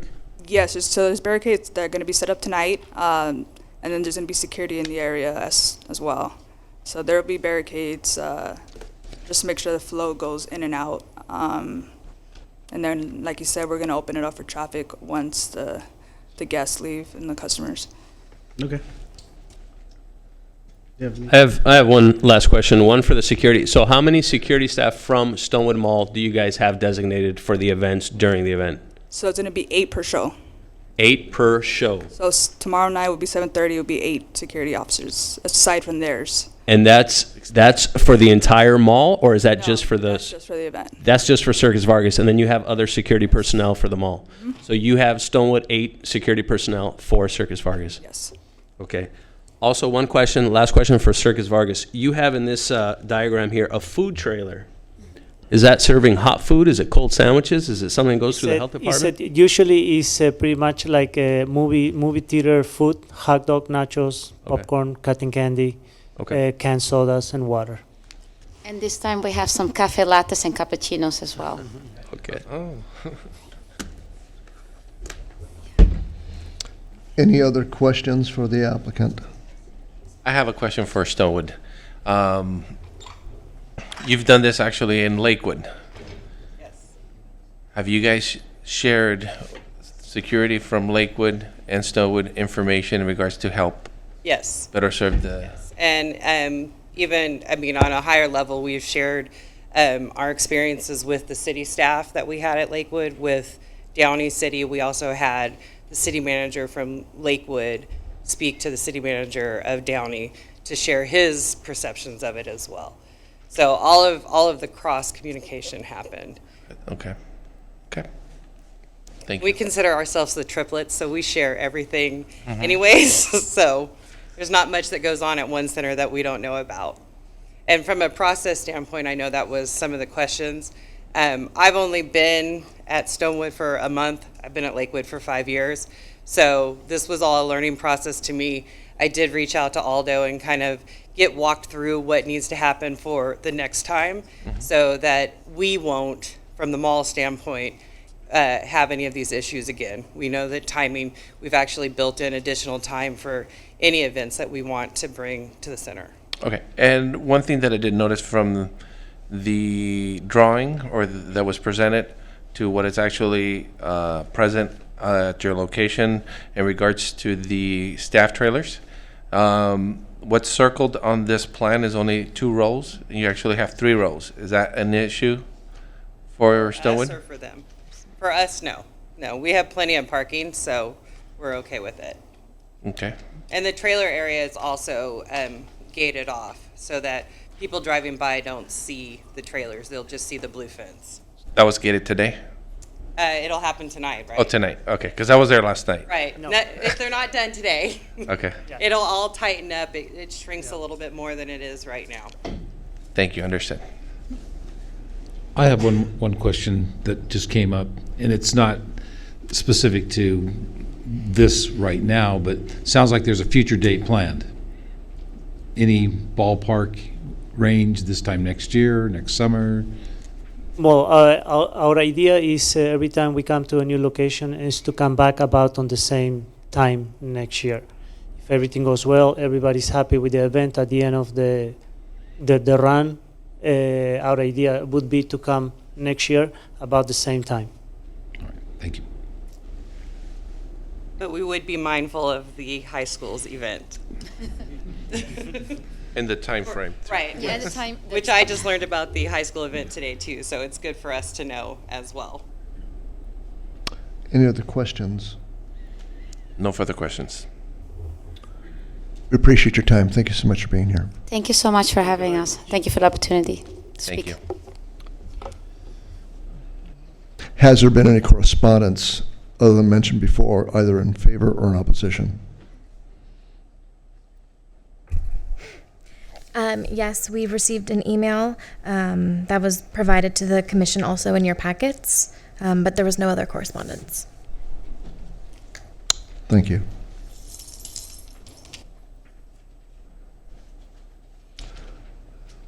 Does the applicant want to come back for a rebuttal of, I'm sorry.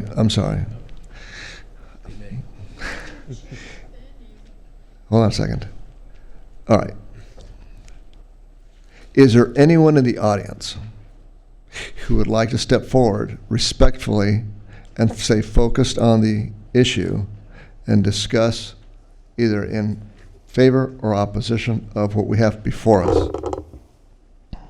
Well, I'll be in support, but now, on behalf of the plaintiff, the applicant, disclosure for written testimony. Mr. Frometta gave his opinion based on what he heard, hearsay, and Mr. Duarte pointed out his hearsay. Irrelevant. The only testimony in my hand is the one on the back of this page from one resident. One resident. I'm the second resident. And I'm here to petition on behalf of Circus Vargas. Because there's a pattern and practice by particular individuals. Am I not right, Crystal? For the record, did the mayor not say to you, it's okay, let them go fast track without a permit? No, strike that. Please direct all questions and comments Mr. to me. Dominguez, you're on the planning commission. Did you follow the directive of the mayor to rebuttal this issue and prolong it? No. I'm not going to answer that. I plead the fifth. Okay. Now this is the story behind Planning Commission. Past and future tense. When you would allow bahukas or hookah shops to open, you strictly gave them conditions. Then when they decided to create business within their business because they couldn't afford the rent, you raced them out of town. Am I not right or clear on that? Thank you. So, where is the mayor, Rick Rodriguez? Where is Janice Hahn? People have choices. People make choices. People determine their choices, unfortunately, at the last minute. That's why the permit process is unconstitutional and violates people's civil rights to due process when they're here acting in good faith under DBA. Am I not right, Mr. Frometa? Thank you. No answer. Good results. Now in question, as you see, there are no animals other than me, an asshole, talking about the applicant shall obtain a tent permit from the fire department. And for the record, we have the fire department in the back of this chamber. Now the tents and the membrane structures have an area of an axis of 400 square feet shall require a separate tent permit. Do they or do they not have one or two permits at this day and time as of Wednesday, May 8th? Consul, do I got an answer? No. Exactly. Because California Code 3103.2, applicant shall ensure a tent permit is obtained. Do you have a permit? Yes, they said we got a permit. Then we didn't follow the rules of the agenda or the decorum of how commissioners work in favor of the DBAs. Instead, you bring them in here, you extort them for more monies, get additional permits, and then you hold them hostage whether or not you have the right to DBA on the time frame they have on calendar from May 14th to May 28th. Am I not clear? So, in addition to that, did you get any free tickets? Did any one of you take tickets? None of you were bribed. None of you. So the conditions of your permit are false. In addition to that, they're following the American Disability Act. Except under one rule which I find offensive is that I'm a VIP. I'm a VIP, like the city attorney, Yvette Garcia, for the record, and I demand one ADA seating on aisle at low level for VIP seating for those who are disabled, handicapped, retarded, or stupid like me, an asshole who comes in here daily and rants about how the conditions and permit process violate our constitutional rights because you violate them all the time. Thank you, UCLA, and thank you, University of Spoiled Children, Armando Herman, for the record.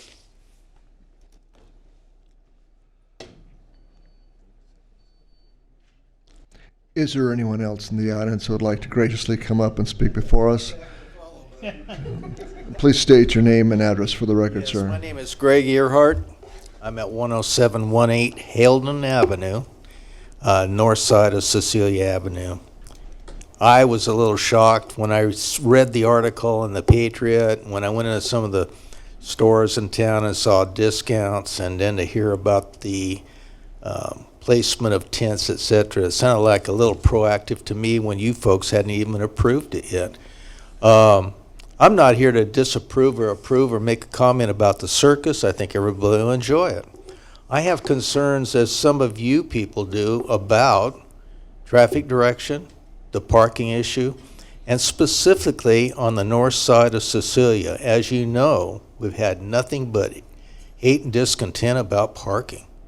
And it's still going on. And they've tried the best they can to accommodate parking, and recognizing that Cecilia, Woodruff, as a primary artery for traffic, as well as emergency equipment. The fire station over on Florence utilizes Woodruff and Cecilia quite often to accommodate some kind of equipment mobility within the parking of the Stonewood.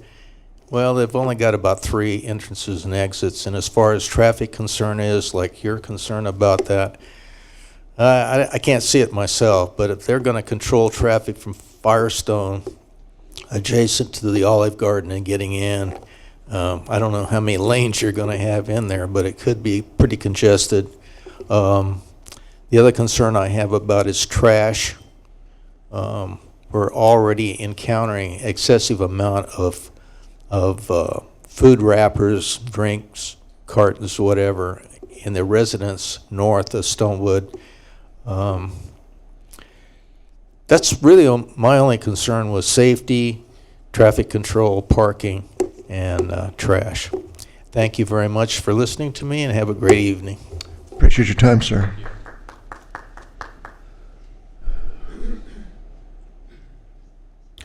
Good evening, Chairman Dominguez, Planning Commissioners. My name is Jose Solache. I'm the President and CEO of the Lakewood Chamber of Commerce. And I just wanted to come and speak. Thank you for the questions that you asked. On behalf of our chamber and our business community in Lakewood, we had an amazing experience with the circus. We actually were very concerned with a lot of similar questions, like the businesses, how are they going to do during the shows? And I had to tell you that the traffic that it caused was a good thing for us in Lakewood, because a lot more people left their dollars in our restaurants. People ate before the shows or after the show. I know the circus wants people to eat at their event, but people obviously prefer Red Lobster and things that we have eateries in Lakewood. So from a business perspective, we were very happy with the outcome. We work with the city very closely, and some of the same concerns happened in Lakewood from the business community, and we were happy to see the outcome. They're very professional. So I just wanted to come and share that perspective from the business perspective. We didn't have one concern, and I could tell you for a fact that the residents call the Lakewood Chamber of Commerce, something as simple as when they don't get their newspaper in the mail or at home, to obviously any concern, because they feel that Lakewood Chamber is the second city hall, but we do hear concerns, and luckily, and we were blessed to not have a concern. Knock on wood, that happens every year. And I said because this is my first time experiencing the circus in Lakewood, as I'm the newest chamber president there. So I'm just happy to say that they are definitely a good group to work with, and hopefully give them the opportunity to come to Downey. I have to tell you a little cheesy story. My mom, I told her this today, I was driving here to your city for the Planning Commission meeting, and then she said, "Oh, where's you going to be?" I said, "Oh, at the mall next to Olive Garden." She goes, "Oh, but well, make sure you take me to the circus and you take me to Olive Garden before we go to the show." So I'm sharing that cheesy moment because even my mom's already ready to come to the circus. And I told her, "Mom, I already took you to the one in Lakewood." She goes, "Yeah, but in Lakewood you don't have Olive Garden, and in Downey they do." So anyway, to the point that your community is going to come and shop. If people come from the outside, they're going to come and shop locally to you and leave your dollars. So with that, hopefully you give the Circus Vargas a opportunity. And like Commissioner Jimmy, sorry I can't pronounce your last name. As a kid, I enjoyed Circus Vargas, and I'm so happy to have them still continuing their legacy in our local communities. Thank you so much for your time. Thank you, sir. The floor is still open for anyone from the audience to come forward and give testimony in favor or opposition.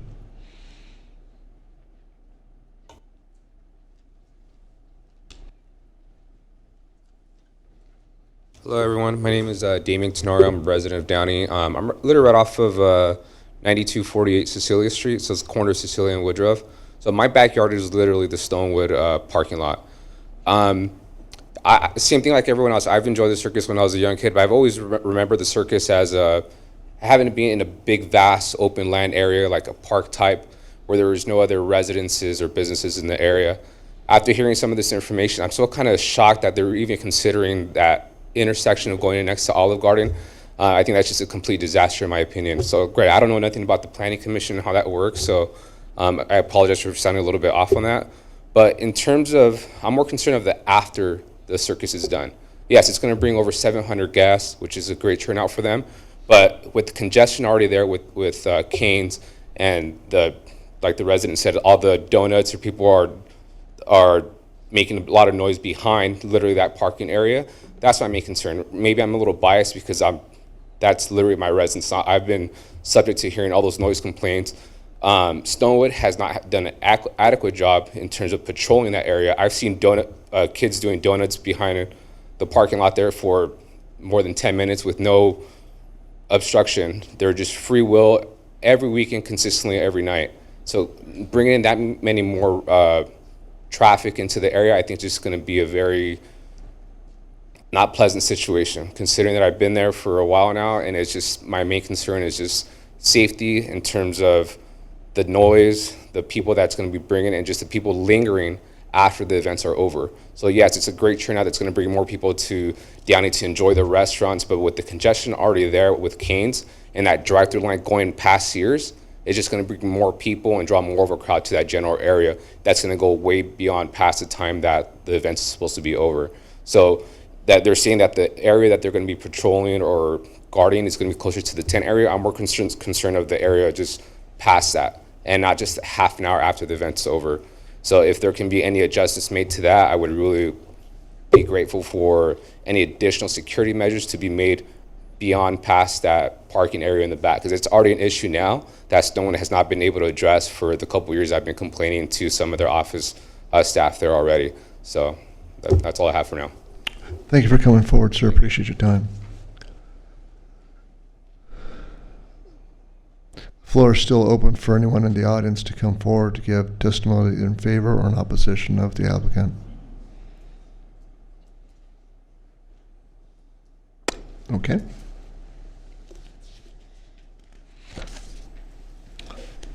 Does the applicant wish to have rebuttal?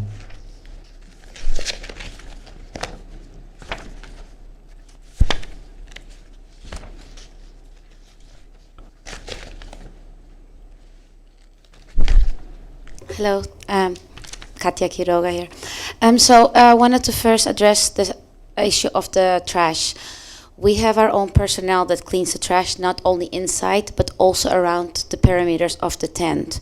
So everywhere a vehicle parked that went to the circus, we check and clean that area. And sometimes, many times, we will go even beyond those areas and clean up trash from mall visitors. So, and that's every evening after the show. Also, I want everyone to keep in mind, we don't have 700 attendants every show. So like a Saturday or a Friday early show, usually 200, 250. So it's not that impactful every show. Also keep in mind that in every car is about 3 to 4 people. So even if we see up to 400 people, it will be an additional approximately 80 to 100 cars more. So I want people to keep in mind the impact is not as great as everyone may think.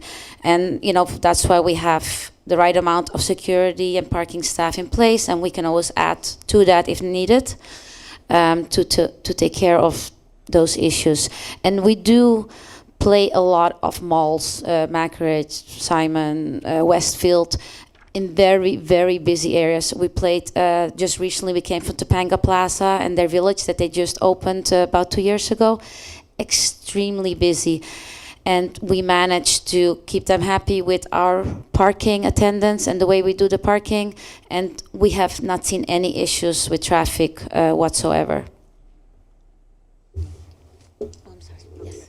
I just wanted to comment on the comment with the resident. As far as that area where he's talking about, we're gonna have extra bike patrol units in that area to secure the area and after the event as well, just to make sure there's no hanging out or loitering in the area. As far as the donuts, it's probably not more than a minute or 2 minutes that happens. After that, PD is called. So that's all I wanted to say. Yeah, and pretty much that's it. I think also the type of audience that comes to our shows is not the type of that are going to be donuts in the parking lot. And I think by having the type of audience that we will bring to our show will diminish, I think, the empty parking lots that gives room to somebody maybe to go there and do donuts and do things that they're not supposed to on an empty parking lot, like just being busy. And pretty much that's it. Appreciate your time. Thank you. Thank you very much. Does the planning staff have a recommendation? Yes, staff recommends the Planning Commission adopt Resolution 19-3091, approving special event permit for Circus Vargas, PLN-19-00060. Okay. So the hearing on PLN-19-00060 is now closed.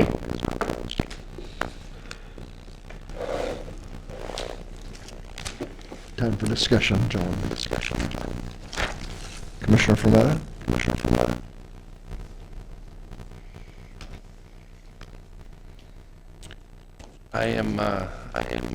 I've been to this particular circus since I was in elementary. I remember Circus Vargas very clearly. So I really enjoyed the circus. It was a different circus back then, as what it is today. Setting that aside, I appreciate and thank you for your presentation and for answering our questions. Give us a better understanding of how this process, how you ended up in this process, and how you deal with certain things. I still think that it's not knowing or having not knowing information from Stonewood Mall in regards to the traffic control, I would request an extra 2 to 3 traffic controllers. That is my request. With the rest of the commissioners, just to keep the flow of traffic flowing. Other than that, I have no further concerns or any questions. Thank you, Commissioner. Thank you, Commissioner Spathos. I also want to thank you for coming here today. And also thank you for that generous donation. Something very nice of you. Something Downey High School to do to Downey High School. I commend you. I thank you for that. Thank you for that. I'm also concerned primarily is about safety. For obviously we're going to have a lot of kids there. And I think this will be easier for you next year. Obviously, if you decide to come back, and you decide to approve. But I think because we haven't experienced before we have a lot of questions, and I think they're all pretty valid. I agree with Commissioner Fermetta. I would actually go a step further. I think it's fair to add traffic attendants at every entrance to the mall, including Cecilia. We have a resident here today that was important, even though that has a traffic mall that has a traffic. I think it's going to extend to all the way even to the Lakewood side. So we have several entrances there. My recommendation would be to put traffic officers at least at every uniform, fluorescent, so people know they're traffic officers or whatever the case may be, and they're able to direct traffic because just as a resident, that place is already, at least the east side, towards Olive Garden. I would recommend 2 traffic officers at every entrance to the mall, fluorescent uniforms so people know who they are, designated with signs to direct traffic. I'm also concerned with traffic flow from the park in the back to the front. That's primarily where most of the patrons will be parking, is behind the Sears, from what I see on the map. So I would recommend some type of directional traffic to where somebody's back there saying this way. I would even go a step further to put some type of walkway or maybe mid-sized directional arrows pointing. If I was attending the mall and I didn't know that mall, I would just kind of be walking around. If there were directional signs back there saying, hey, this way to the circus, this way to the entrance, I think it would make a huge difference. So those are my 2 biggest things. My third one I had here as a recommendation was trash pickup. You addressed it, and we will hold you accountable. We're all residents, so we'll be by there checking out the traffic. Also, another recommendation, and I'll leave this open for discussion. With those traffic officers, I would address another citizen's concern with extending, instead of a half hour, an hour after the event for security and personnel. They had a half hour on their proposal. And then my last recommendation, which is kind of out there, and I don't know, I can't picture in my mind how the lighting is on the side. I just kind of picture it in my mind kind of dark. I don't know if Stonewood Mall has addressed that. What side? behind Cane's and the Sears, where I believe the majority of the parking for that circus will be. I feel the lighting is poor. I don't know, maybe another resident here can kind of give me an idea of what it's like. But I would recommend portable lighting on those parking areas in the back. All the items I recommended and I'm throwing out there for you guys are not high-cost items. They're very reasonable. I think you need to understand, as a commissioner, our duty to represent the citizens, and it's really tough the way you guys kind of threw this on us. So I think they're pretty reasonable recommendations, and I think it's up for discussion. That's all. Thank you, sir. Commissioner Owens? Thank you, Mr. Chair. I as well concur with my fellow commissioners in regards to their safety concerns. I share that. In regards to those, we can condition accordingly, as we move forward or consider moving forward. I'm certainly impressed with the levels of necessary deployment, put forth by Circus Vargas, Stonewood Mall, in this 12th hour, if you will, the last minute. I'll stop there with my support, and I'll just be critical for a moment. I'm not good with this process. I think it's a slippery slope. If we just take something that is put on us in the last minute and certainly move in and around to accommodate. The accommodations, again, can be put in place with these conditions, but the process is kind of sloppy. Now, we did have a couple of residents step up and express concerns. I wish there were more. I usually like to hear the impact from those who are certainly directly impacted. I live on the other part of town. I don't frequent Stonewood Mall too often, may not go to the circus at this time, did not attend when I was a child. So just all those things are working against me. But nonetheless, I don't like the process, just in as much as we don't have enough time to prepare. I know next year would be without any fault, any concern. I just don't like the process. So thank you. Thank you. Vice Chairman Duarte.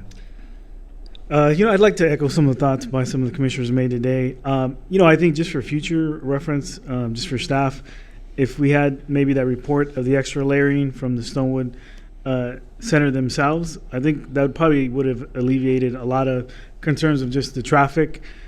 Just knowing that there is, I think everybody's made comments about extra traffic controllers, and from what I'm getting from the Stonewood representatives, those are already in place.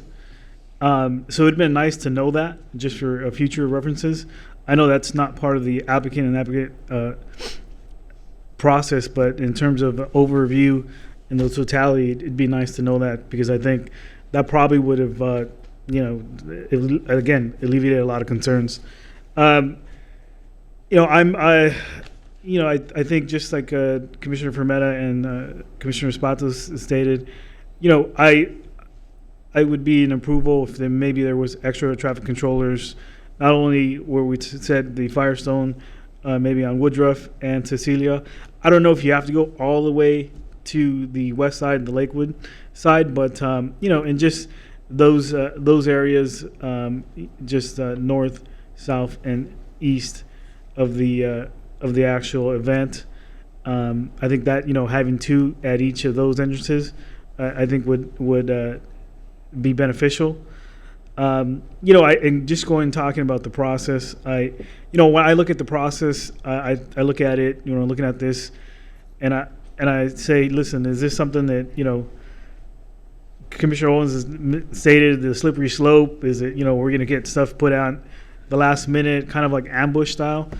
Listen to the applicant today. I don't get that sense that's what it was. Yeah, definitely, future, anytime in the future, it'd be better if we had a little more time. But I didn't see that this was an actual attempt to circumvent any of our process here. It just, for lack of familiarity in this area, or whatever it was. But I definitely recommend a little more traffic control. I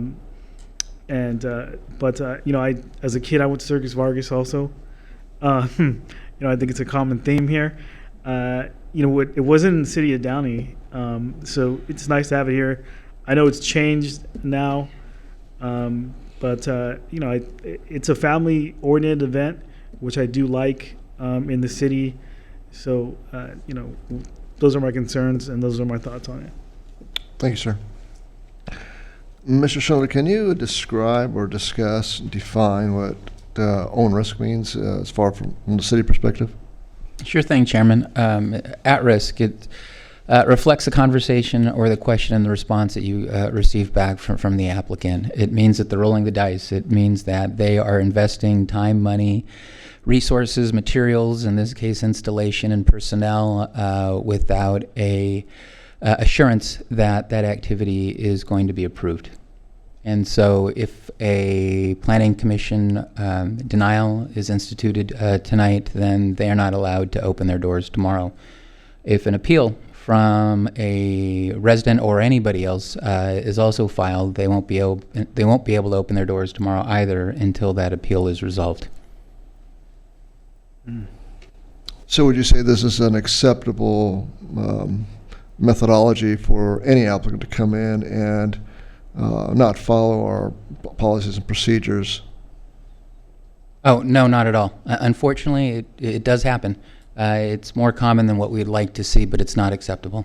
Yeah, we would prefer that the Planning Commission has provided more time, and of course staff has provided more time as we conduct our analysis on any activity. Okay. Thank you, sir. All right, so we've got a few things to discuss here, and that is the amount of traffic controllers, so also placement thereof. We've heard here from the commissioners that either 2 to 3 additional singularly, or having traffic controllers, 2 officers per every entrance. I think we should discuss that to see if we're going to add that as part of the addendum to this process. So let's discuss that its own. Well, do we need to make submittal at this time on a request to put 2 traffic controllers at every entrance to the mall, uniformed or with some type of fluorescent identification that they are traffic controllers? You can make a motion to that, and then we can vote on that. Okay, so let's... And if I can interject, in order to provide staff clear direction, we'd like clarity from the Planning Commission. So for instance, there's going to be X amount at X amount of entrances, and in terms of what they wear, it's, you could just say something bright, as opposed to dark colors that indicate that they are providing traffic control. And so that's what the Planning Commission needs to agree upon, is how many and where, and then we would insert then a condition that reflects that. Yeah, so we have either 2 to 3 controllers in fluorescent clothing, or 2 officers per entrance. I think that's what we were discussing. So I would make a motion to say 2 uniformed traffic control officers at every entrance to the mall. This is separate from Stonewood Mall, so I would say, I don't know if our city attorney needs to write this in, but 2 traffic controllers at each entrance to the mall, uniformed. I would specify fluorescent. That's separate than what Stonewood provides as far as security. Circus Vargas is already providing 1 traffic officer so they can determine where that person goes. So I'm assuming in total 2 at each entrance plus the one that they had already put in.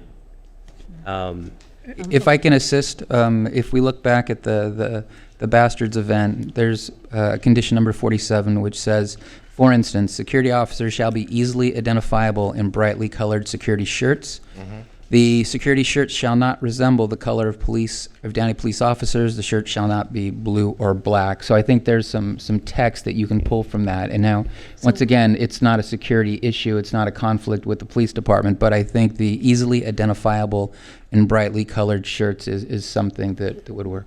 Why don't I make a recommendation? I think it would be easier to have the Planning Commission tell us what you want. Mm-hmm. And maybe we can, if we need some time for staff to formulate the language, pull from language maybe that's already available to us. And then after your recess, we can come back and read all those conditions you want to add that you've given us direction to. We'll have those set out in language, and we could just read them all into the record. But for now, I think it'd be easier, just tell us what you'd like to see in concept, and then we'll take a recess, come up with the language, come back, read those into the record, and then you can take your action. Agreed. Okay? So I would Does that work? Does staff do? I would suggest under, in this part of the police department conditions, the language that Aldo had suggested coming out of the number 47 under police in the bastards item to be noted as item 51 under police in this item. 51. Okay. So right now, we have a motion for 2 identifiable traffic controllers at every entrance to the mall. So, correct? So I need a second on that motion. Can it, You know, I kind of just say something prior to that is, I just want to say that again. I think that's why it'd be important to have that extra layering information, because they might be compliant right now. We don't Correct. know. So just for the future. And then one other item I think that Commissioner Espato said that I'm in agreement with, we can bring up after this, is the patrol 1 hour instead of half hour after the We'll show. talk about that in a minute. Yeah.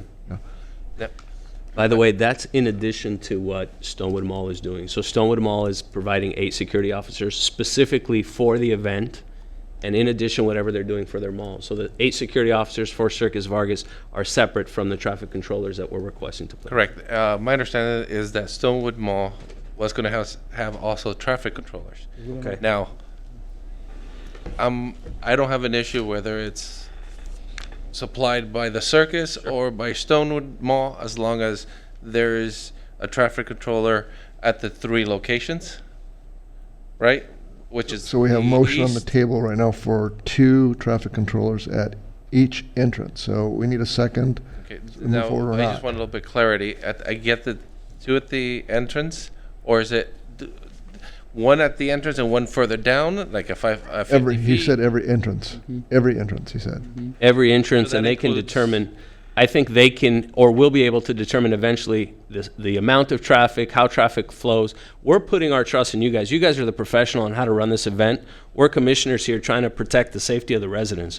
So what we're proposing So is, right now, it's a motion you made. Motion We need a for- second in order to move forward on this or not. So my let's stay motion is for focused. 2 traffic controllers per entry and exit at the Stonewood Mall. Do we have a second on that motion? Second. Okay, may I have a roll call, Mary? Can we add additional Well, conditions? let's take this one Yes, first, and then okay. we'll go to the Yeah. next item. Yeah. We need language from staff for the condition. We'll develop that later. This right? is just to vote on the concept of what's being proposed. We'll take a recess and we'll come up with the language and then come back and read it into the record. Okay, We just need direction right now. okay. It was moved by Commissioner Spathopoulos, seconded by Commissioner Frometta, to add additional conditions of approval regarding traffic controllers at each every entrance. That would be 2 traffic control Per entrance. guards or officers at each entrance. Is that right? That's what he said. Correct.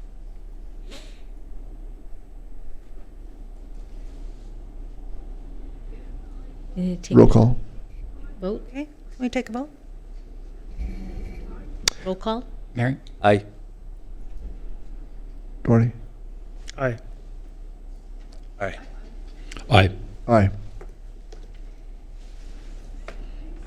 Mary, could we do roll call? Just call each of the Call their members? names. And then have them issue their vote? Mm-hmm. That would be a lot cleaner.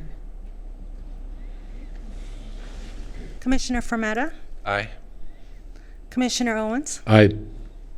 Chair Dominguez, Aye. Vice Chair Duarte, Aye. and Commissioner Spathopoulos. Aye.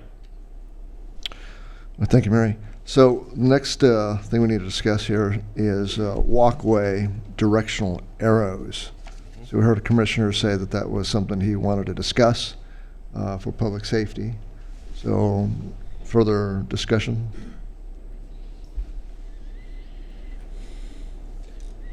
And just so I can explain it real quick, I think it's very simple, just signs pointing from the side and the rear of the parking lot to the main entrances of the circus. Simple enough for a child to read and know where he's going, to stay out of the parking lot and stay out of traffic. Aldo, again, is that something that we need staff to have concrete guidance, or will you be able to come up with something? No, we'll be able to come with some, but we need some guidance. So Gotcha.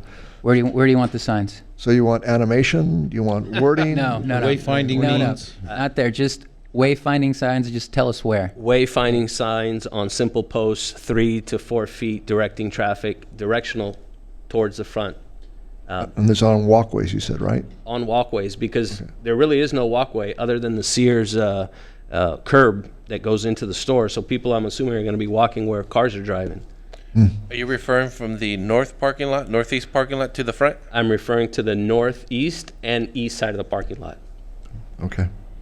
because that's primarily that's where it says customer parking. So the south side customer parking, I'm assuming they know where to go. The tent's right in front of them. And there's not traffic going back and forth. That area, there's traffic going back and forth. So I would suggest directional signs starting at the Sears, going to the front. So however we can word that, I think.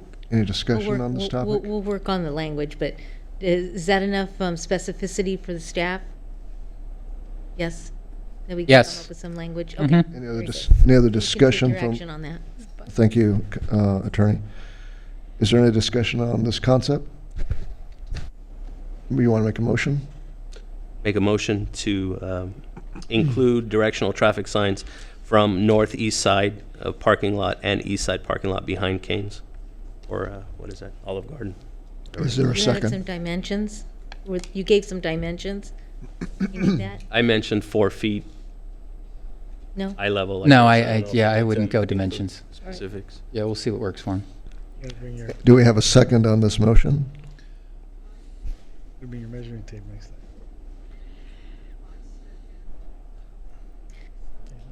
There is no second on the motion dies. Next thing we were discussing is security officers, up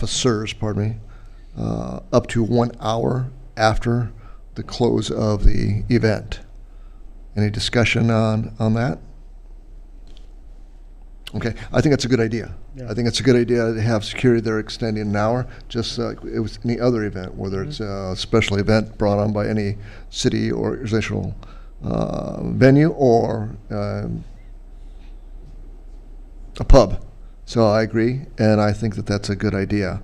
I think we should certainly have added security. Discussion? I agree. No, I think I'll make a motion. Okay, we have a motion to have security officers 1 hour after. Motion is to have security 1 hour after, not half hour after. Okay, I second it. And we have a vote, Mary? Okay, Commissioner Frometta, Aye. Commissioner Owens, Aye. Chair Dominguez, Aye. Vice Chair Duarte, Aye. and Commissioner Spathopoulos. Aye. Motion passes. Next thing we're going to discuss is portable lighting. We had a discussion here on added illumination. I think the parking lot is 1 lux. I think that's what we know it to be from previous discussions. The lighting in the parking lot over by Cane's is thought to be dark, but I think it's compliant with the city 1 lux rule, correct? It sure is. Those lights are compliant with their codes. Okay, very good. So the question was, should we have portable lighting, given the number of individuals who will be pedestrians in that region, emanating either to or fro the event? Is that correct? Yes. Okay. Any other discussion on additional lighting as a stipulation? I'm looking at the times of the performances as a guide. We're in daylight savings time now. It looks like the latest closing, 7:30 p.m., or is that the start? 9. 9 p.m. so 9 p.m., Fridays and okay. Saturdays. Friday, Saturday, 2 days.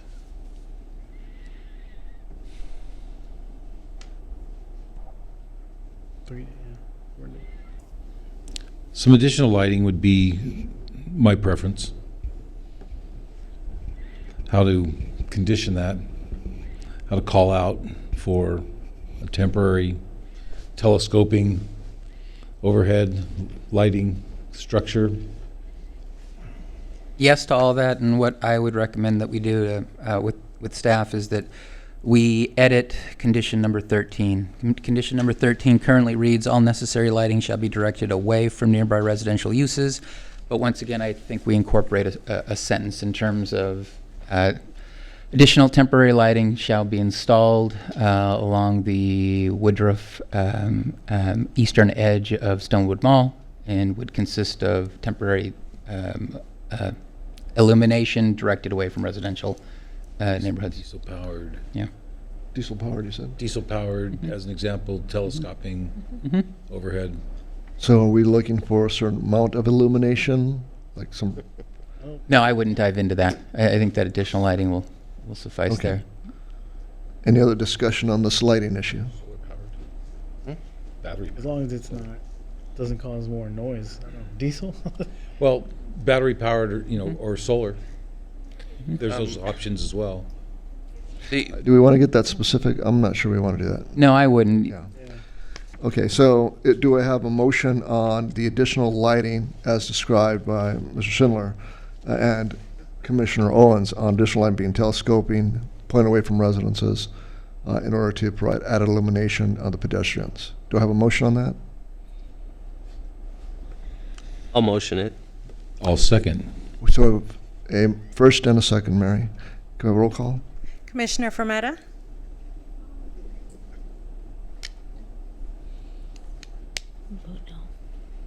No. Okay. Commissioner Owens? Aye. Chairman Dominguez? Aye. Vice Chair Duarte? Aye. And Commissioner Spathopoulos? Aye. Okay, the motion passes with 4 in favor and Commissioner Fermetta voting against. Thank you, Mary. That's all. So these are conditions that we just voted upon. We're still in the discussion phase. Process. We discussed process being a slippery slope, accommodating for an outlier.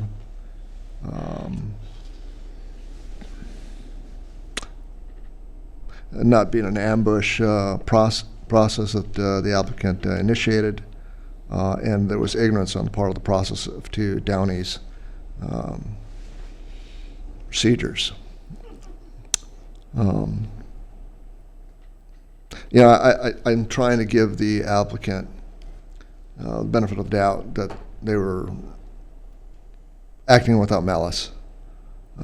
They came here on the behest of a councilperson, mayor, they say it, directly in conflict with an established date of another venue, and we're trying to accommodate the requests of the mayor in order to bring Circus Varga to Downey.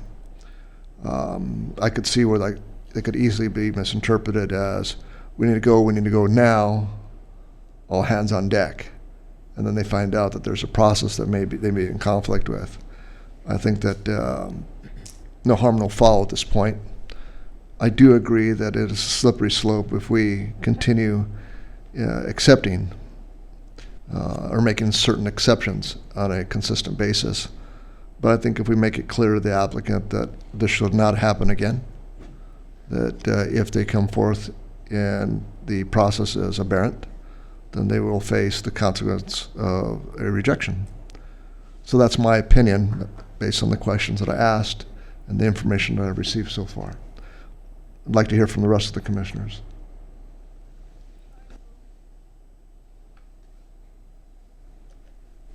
I'm in agreement with your statement. I think there is a process in place that needs to be followed.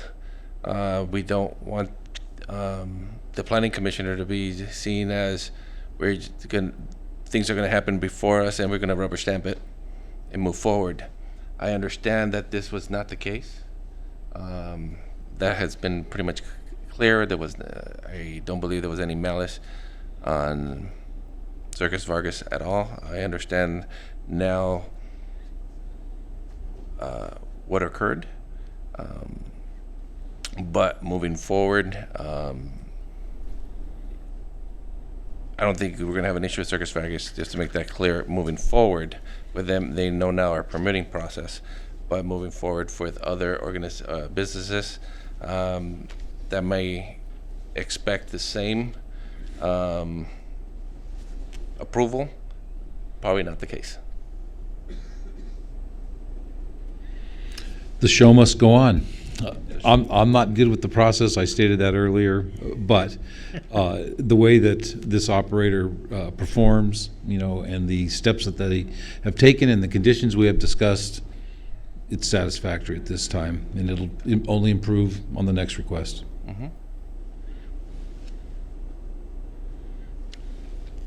I think I've made my comments in terms of the process. It wasn't ideal, but again, I saw it as something. Again, we mentioned malice. I don't think it was with malice. So I've already made my comments clear. But yeah, I definitely next time, hopefully sometime next year, this is not the case. I agree with everybody up here as well. I think there was no malice.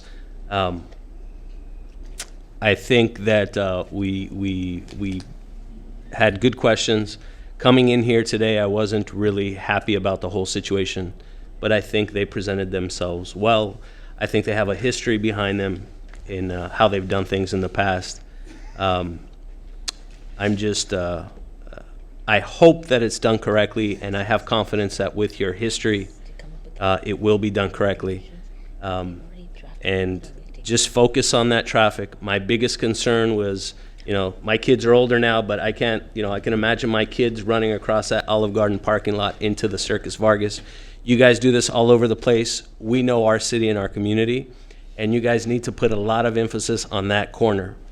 That cross traffic is going to be a big issue for you guys, and you guys need to focus on it.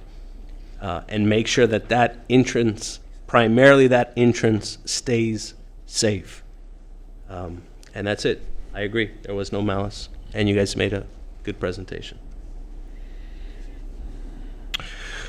Yeah, thank you. The other one was a request for full disclosure. And I think we had full disclosure according to our own city stipulations, but any other additional information that comes forth, I think, might be appreciated in the future, just an FYI.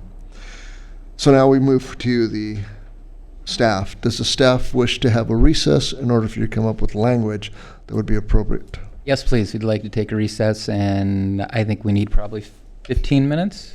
If it's the chair's preference, I do have some proposed language that I can... Great, we're ready to go. So the condition would read, 2 traffic controllers uniformed in highly visible clothing must be provided at every entrance to the shopping center. Where's it going? Where would that be? What number? That would be addition of condition number 51. Can I add something? I don't know if it makes a difference, but can we add fluorescent in there or something to distinguish? We don't want, guys with... Is that something we can put in? Is it... Yeah, they make fluorescent clothing. Reflective? Reflective? Just something to... Okay. Night stripes, whatever, Howard's... Reflective is good. We can keep it out of the 80s. I don't know, whatever works. Reflective. Okay, let's move on. Next. One quick question. We said, just for clarification, we said all entrance. There's entrance on the Lakewood side. We're not including Lakewood. We're only including... No, it's it's including all every entrances. entrance to that mall. Everyone. entrance. Yes. Totally encompassing. Okay. As good as it gets. Were we satisfied with the condition as it was read by staff? Want to read it again, please? 2 traffic controllers uniformed in highly visible or reflective clothing must be provided at every entrance to the shopping center. And that will be listed as new condition number 51. Okay, next. Okay, the next item would be an amendment to existing condition 48. Existing condition reads, the applicant must adhere to the security plan submitted on April 26, 2019 as part of the special event application, which has been reviewed and approved by Downey Police Department. We will add an additional sentence to that identifying security plan shall be revised to provide security for 1 hour after each event. I have before in there, right? You're just adding the hour after in that line. Correct. So the existing security plan still applies. The only amendment is that it's an hour after. Is that sufficient? Okay, next. Okay, and the last amendment will be to condition number 13, which currently reads, all necessary lighting shall be directed away from nearby residential uses. The amendment will add an additional sentence stating additional lighting shall be provided in parking area to the east of the event site along Woodruff Avenue and directed away from residential properties. So I think you're missing the telescoping. I apologize. Okay, additional The intent here, as I understand it, is to have a greater amount of illumination on a broader surface area in order to ensure safety of the pedestrians. So that's the intent, as I understand it. So we have an electrical specialist here who thinks that can be easily achieved by a telescoping portable light source. So I think if we are succinct in that, then I think we're going to achieve the intent of the commission. Additional telescoping lighting shall be provided in the parking area to provide illuminated areas for pedestrians to the east of the event site along Woodruff Avenue. Is that what your intent was? Yes, thank you. Any comments from the commissioners on this? Okay, and that's number which one? That is amendment to condition 13. Thank you. Okay. Anything else, gentlemen? That's it. Okay. It's time for a motion. Now, if I can interject, City Attorney, the motion should include those amendments to those conditions. That's right. There you go. What So- is the staff recommend? Did we get a staff recommendation? Can you repeat it again, and then we'll add the including the additional conditions. Yes, staff recommends the Planning Commission adopt Resolution 19-3091 with the amended conditions. Approving special event permit for Circus Vargas PLN-19-00060. I'll make a motion as staff has just read to approve. Do we have a second? Second. So we have a motion by Chairman Owens and a second by Vice Chairman Duarte. Mary, have a roll call, please. Okay. Commissioner Frometta? Aye. Commissioner Owens? Aye. Chair Dominguez? Aye. Vice Chair Duarte? Aye. And Commissioner Spathopoulos? Aye. So it's been approved to move forward with approval of PLN-19-0060. The action of the Planning Commission will be final unless the matter is appealed to the City Council with the appropriate fee within the specified time period set forth in the city ordinance. This concludes PLN-16-00060. We will be taking a 10-minute recess at this point in time.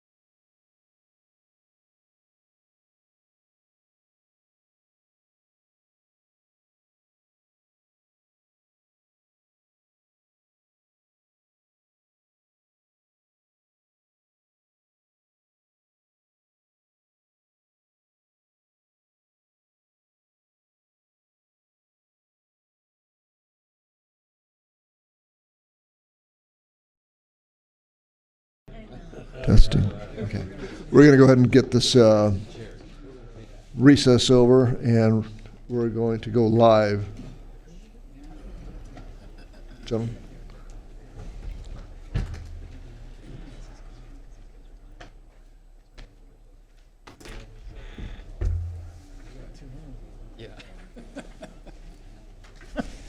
We're live.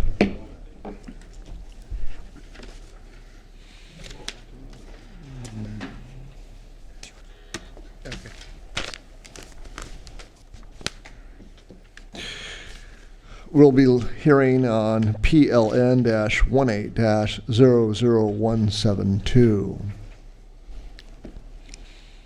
Does the Secretary have proof of publication? Yes, we do. Will the Director of Community Development introduce the staff making the presentation? Thank you, Chairman Dominguez. Tonight we have our Associate Planner, Alfonso Hernandez, making our presentation.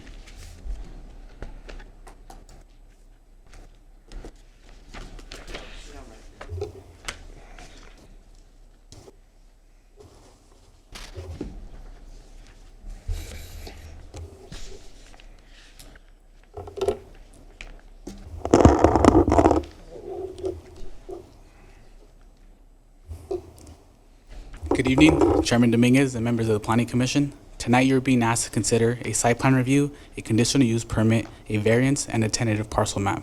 The location is 8818 Imperial Highway, and the project consists of the remodel of an existing 10,473 square foot building, the construction of a new 4,000 square foot restaurant with drive-through and outdoor dining, a parking reduction, and a subdivision. The applicant is Ryan Carstensen, and the tenant for the new restaurant will be Chick-fil-A. This is an aerial of the subject property outlined in red at the southwest corner of Imperial and Lakewood. Outlined in yellow and green are the existing buildings. The yellow represents the new remodeled building, and the structures in green will be demolished. This is the zoning for the area. The lot is zoned C2, general commercial. To the north and east are C2 properties developed with various commercial uses. To the west is also a C2 property, but is developed with commercial uses and multifamily residential. The commercial use is toward the front, closer to Imperial, and there are 2 dwelling units to the back. And to the south are R30 zone properties developed with 8 townhomes.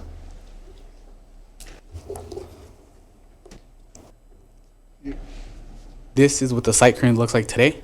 At the top left will be, or is the remodeled building. At the right is a building along Lakewood that will be demolished. This is the 3rd building on site, which will also be demolished. And this is the current parking on the site. And on the right-hand side, you'll see the trash enclosure. Some background, the total area is 1.58 acres with a total building square footage of 16,480 square feet, which roughly 6,000 will be demolished. And the last major renovation to the site occurred in 1970. The lot has also experienced multiple land dedications. Approximately 9,050 square feet has been subtracted from the original lot size, with the first dedication dating back to 1964. Recently, in an effort to make the site more functional, the applicant purchased 3,500 square feet from the city through a purchase and sale agreement. That agreement was approved by City Council on February 12th this year. So with the purchase of the land subtracted from the dedications, the total loss of land to date comes out to 5,550 square feet. The application involves a site plan review for the remodel of a 10,473 square foot building and the construction of a new 4,000 square foot restaurant. The proposed FAR is 0.2. The maximum height proposed is 23 feet. And the landscape for the area totals an amount equal to 20% of the site.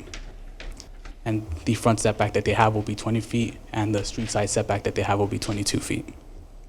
Can I just ask a question? Yeah. So I'm really confused. Okay. Did I hear you say they're building townhomes? No, sorry.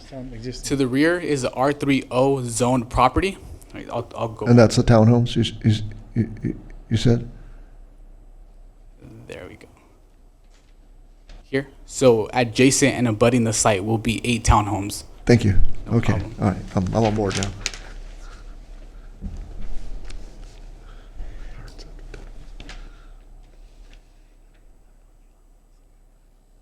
Got it. So here's the site plan.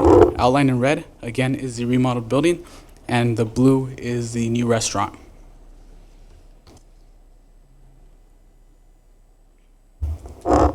Here's a view of the entrance at the west elevation. The architecture is contemporary.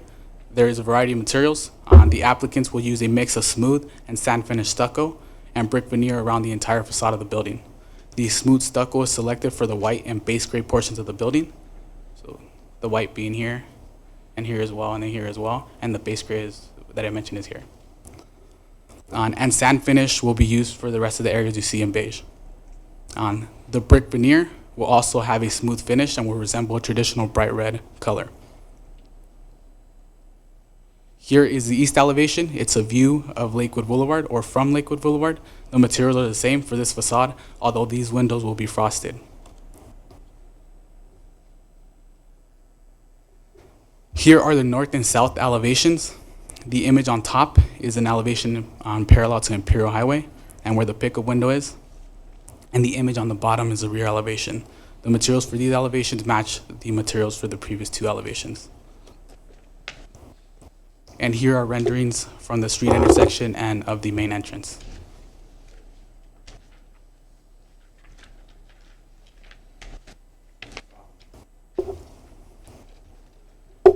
Here's an elevation of the remodeled building. The architecture is contemporary as well, and many of the materials and features are meant to match the restaurant building. Materials P4 and P2 will be smooth stucco, P4 being here, and also over here. In addition, P2 is designed with metal reveals and will mimic a tile design, and again, P2 is here. Materials P1 and P3 will have sand finished stucco texture, and then P1 is the top here in white, and then the beige across the building. And B1 will have the same smooth traditional brick as the restaurant, and then B1 would be here. This red portion here and the columns there. These features will be accented by a metal canopy that runs the length of the building and black mullions, which are the black framing in the window. And here's an artistic rendering of that building.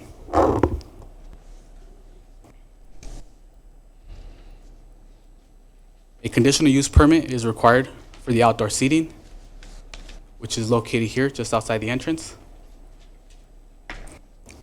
And also for a drive-through, which would be located here along Lakewood Boulevard.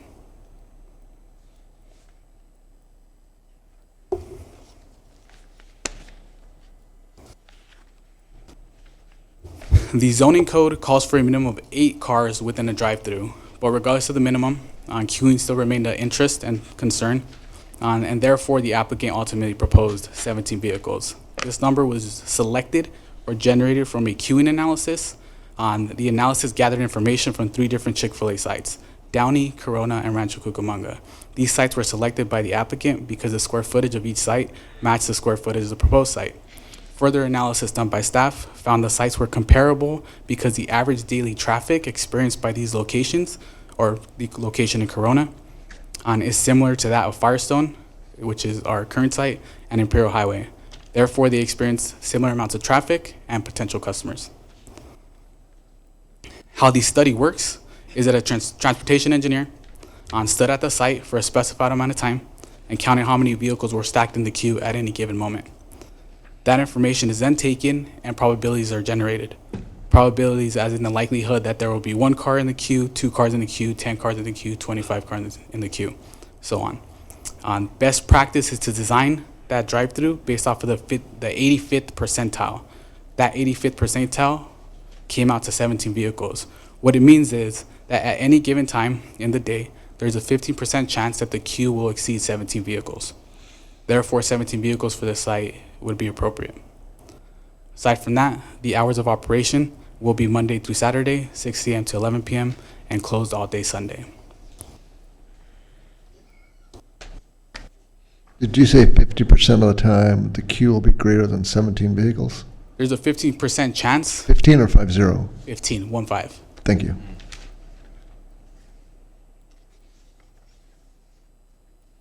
A variance is proposed for the project. The applicant is requesting a deviation from section 9712. This section is regarding the city's parking standards. The applicant proposes 58 spaces, however, the lot requires 82 spaces.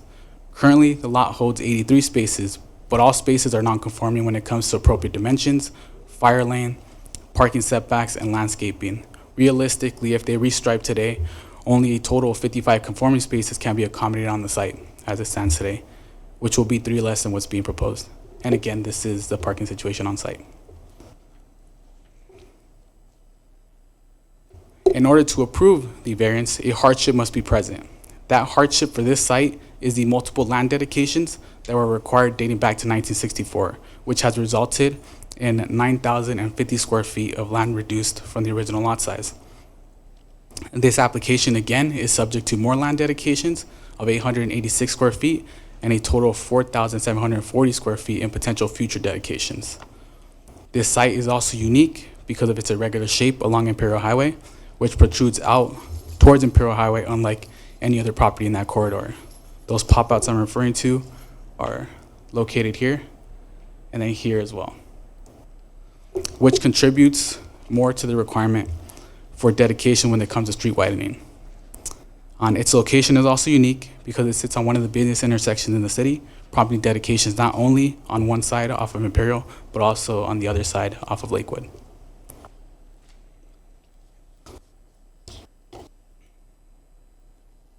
Lastly, the application also involves a subdivision. The area of 1.58 acres is made up of 2 parcels. This large parcel here, and then this smaller parcel that we see here. That smaller parcel is the 3,500 square feet that they purchased from the city. These lots will be merged and split into 2. Why are we splitting them? So it's part of Chick-fil-A's model to own their own property. So that's why they're the intent of splitting them, right? I'll go on with the presentation. On parcel 1 will be 37,077 square feet and will hold the remodeled building. Parcel 2 will be 31,740 square feet and will hold the new restaurant. Regardless, even though there will be 2 separate parcels, the entire site is designed to function as one. A parking and access agreement will be recorded on both properties, much like the situation we have at the current Chick-fil-A site on Firestone.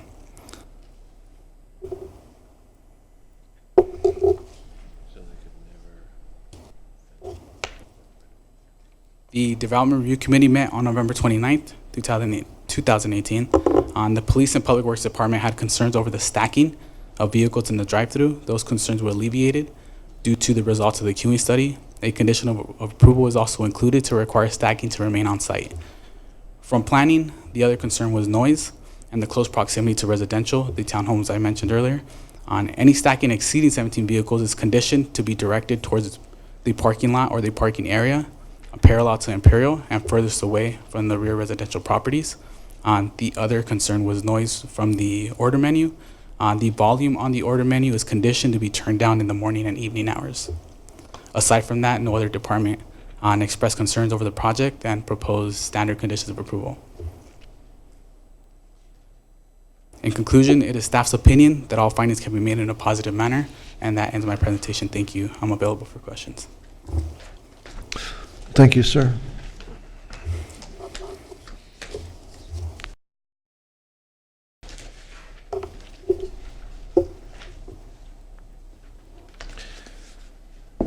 Just for the record, there will be 2 parcels, and in the future, that could never be fenced off. No, it can never be fenced off. The city is a party to that recorded document, and they would need our permission in order to lift that document. Okay. And thank you. No further questions. Commissioner Spathos?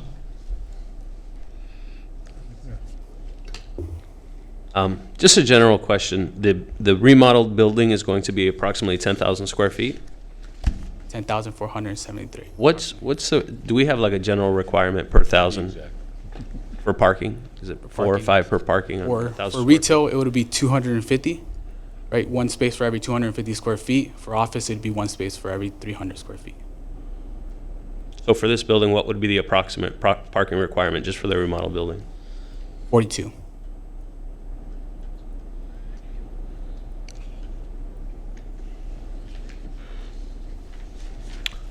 Commissioner Owens? Thank you, Chair. So, Mr. Hernandez, I'm looking at A2 in the entitlement submittal, just as a reference. One driveway in and out of the parcel, of the whole site? No, there are two driveways. Where am I missing the second one? Off Imperial. I see Imperial. So we have the Imperial one here, which would Okay. be 26 feet wide, and then we have the Lakewood one down here, which would be 26 feet wide.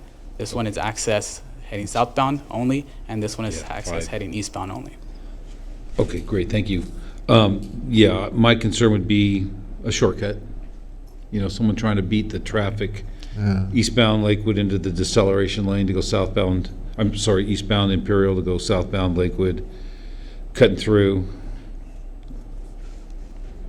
But does give another opportunity for southbound Lakewood travel past Imperial to enter the site, so. Okay, thanks. Yeah, that's a good point. You know, what sort of mitigation are we looking at? Are we looking at speed bumps? Are we looking at concrete parking restraints? I mean, how would you address that concern? With the cutting through, Yes, sir. it wasn't something that we put a thought into, but we can ask the applicants if they're open to putting the speed bumps on. Maybe they might oblige. It's really good. Okay, Do you think that'd be a good idea? okay. Thank you. Vice Chair Duarte. Yes, what's the height of the wall directly south of the building 2 where the 8 townhomes are 6 stationed? feet. Well, how tall is it? 6 feet. 6 feet? So, my concern when looking at that is that now with a drive-through Chick-fil-A, which is, I think, very busy, popular restaurant, and having outside seating and construction, the noise, and I know that was a concern. Is there any thought in terms of additional barrier or heightening that? Yeah, on landscaped based on, they can definitely go higher than 6 feet on, but landscape, they're conditioned, right, and per our standards required to plant them at a minimum of 6 feet and grow to a maximum of 15 feet. So when it's fully matured, the whole row of landscaping needs to be 15 feet. So that'll create a buffer. So, and that's currently part of the plan is the landscaping? Condition on the project and also condition to meet the standards for landscaping, and which would be holding that buffer there. Okay, so 6 to 15 feet. 6 at planting and 15 feet at maturity. I don't see that in here. I don't see landscape in here. On the recommendation, or sorry, the condition is for them to meet all landscaping standards, and it would be part of our zoning code standards to meet what I just described.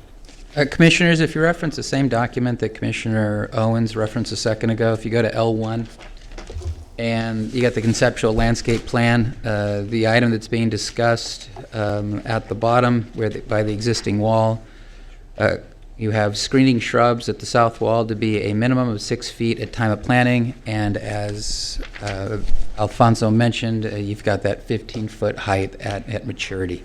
And as Alfonso mentioned also, we've got a condition of approval to assure that as well. Yeah, I think in the past we've had a description of trees and heights and all that. This just looks like a row of hedges. I think that might be the confusion. And do we have a description of landscaping in here at one point? I know at L2, there's some landscaping as well. Can you help us out with that? Okay. Any other questions, Commissioner Duarte? Just to follow up on that, is landscaping something that the staff feels is sufficient for the noise? I mean, I know that's for the view, maybe for the residents, but is that any thought of actually heightening that fence? It seems kind of low at 6 feet. Okay. On the fence, dividing the second building and the 8 townhomes. Well, I should state that currently the situation on the site is that there's a 0-foot setback for one of the current buildings, right? So with the new development, we're moving all the uses a little back further from those residential. So the impacts that they feel now would be alleviated. I think that's an added benefit to the project. I would also say that that building is 130 feet away from the nearby residential. The existing building, which is already there, is 35 feet away from that residential. The drive-through will be 61 feet away from the residential. 35. And the trash enclosure would be 35 feet away from that residential. Taking that all into consideration, yes, we feel that it's appropriate. And also, Chairman Dominguez, to answer your question, if you look towards the right corner, the plant palette, so we have screening plants, and you've got the plant types listed there, which we believe are more than appropriate for that section of the development.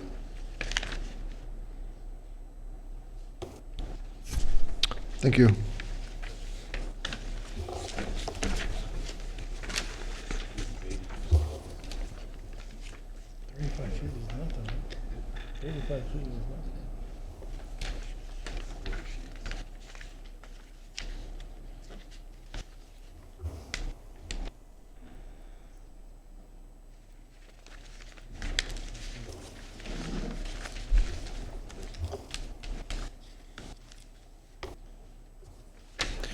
How many ADA parking spaces is going to be available for the restaurant and then the other commercial building? They're providing 4 in total.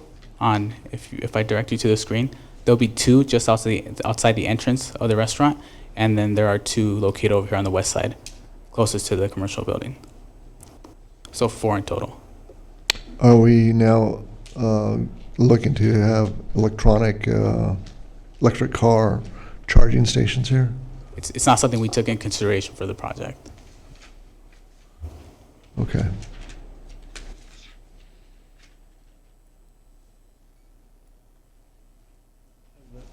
Go ahead.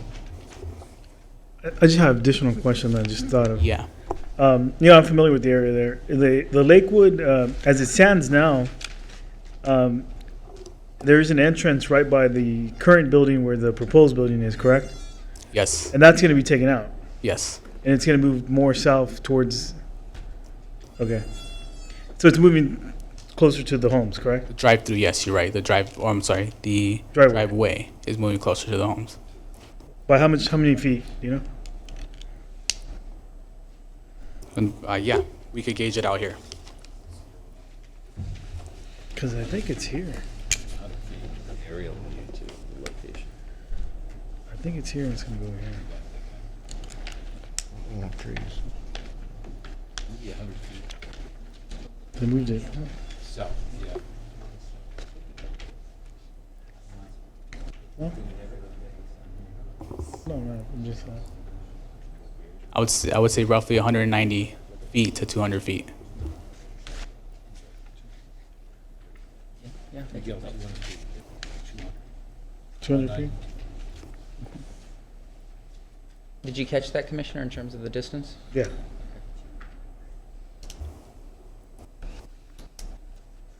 I got no further questions.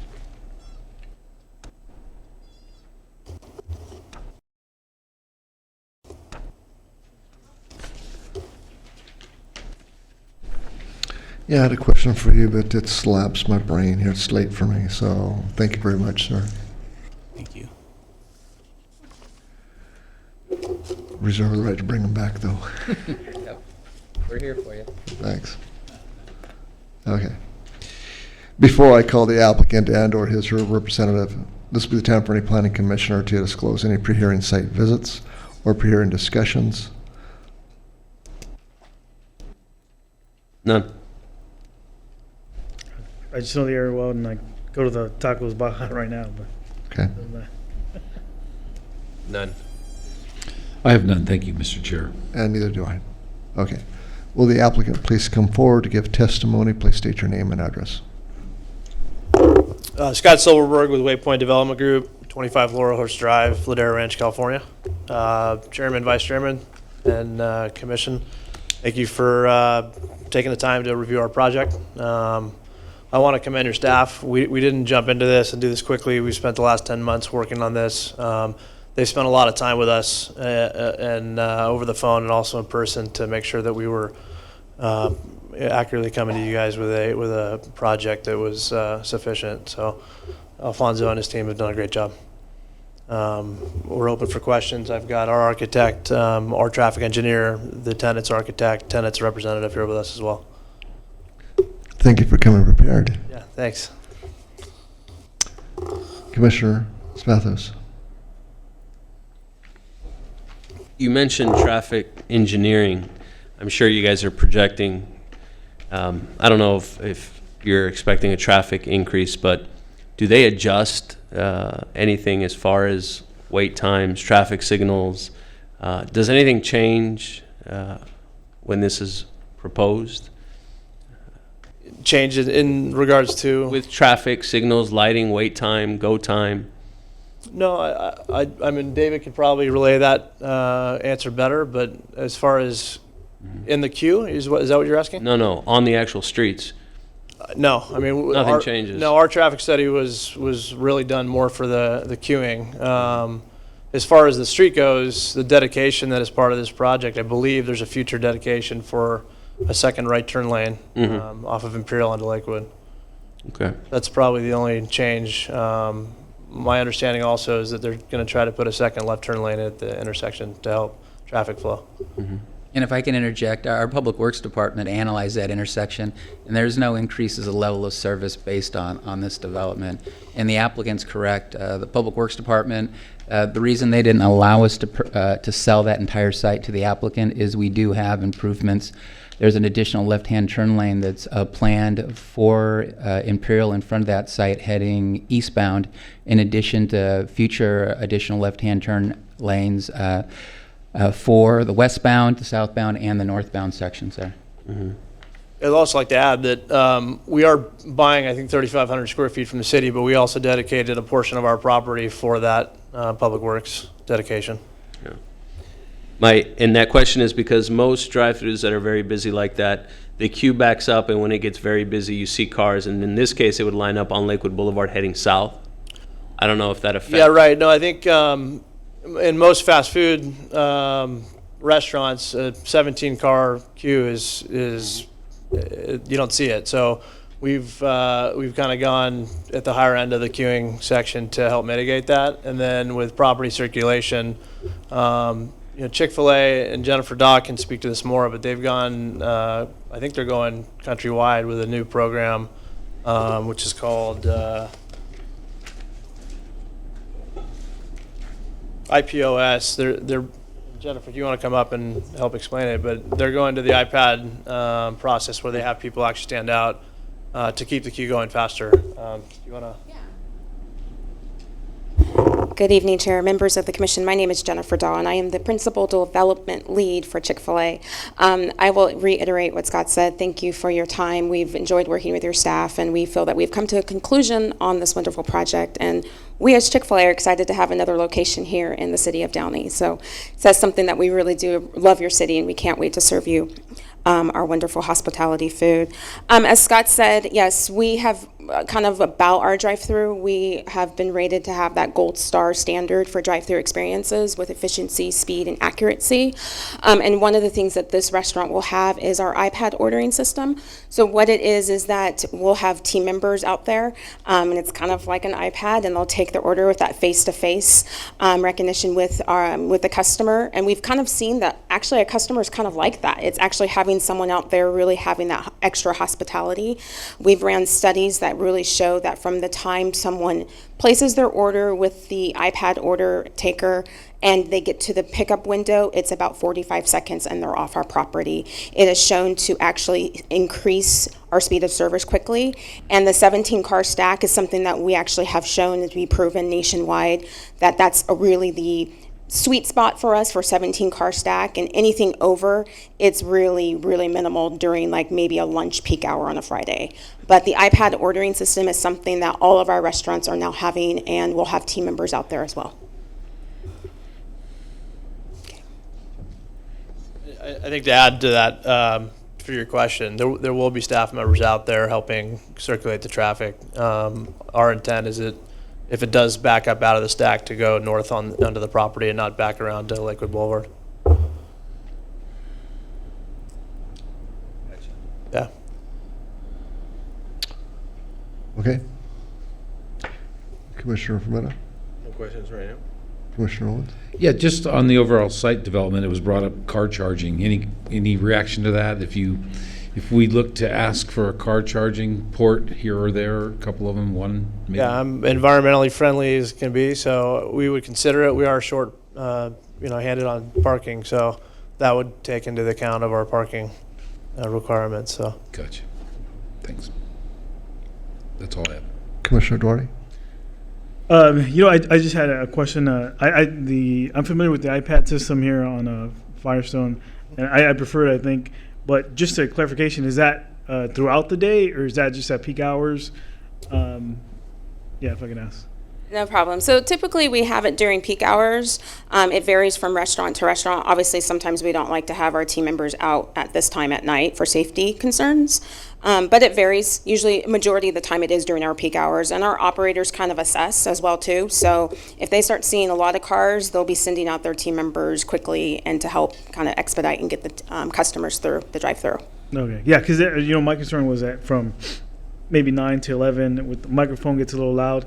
I think the iPad is a little quieter system. So 9 to 11 at night, correct? Correct. Yeah, and so the cool thing about our speaker system is because we've been in the neighborhoods that were adjacent to residential communities as well. So the really cool thing about it is when it's really quiet in the mornings from like 6 to maybe 9 a.m., it's at a lower level, and they kind of adjust themselves. They're automatically adjusting with the noise level outside.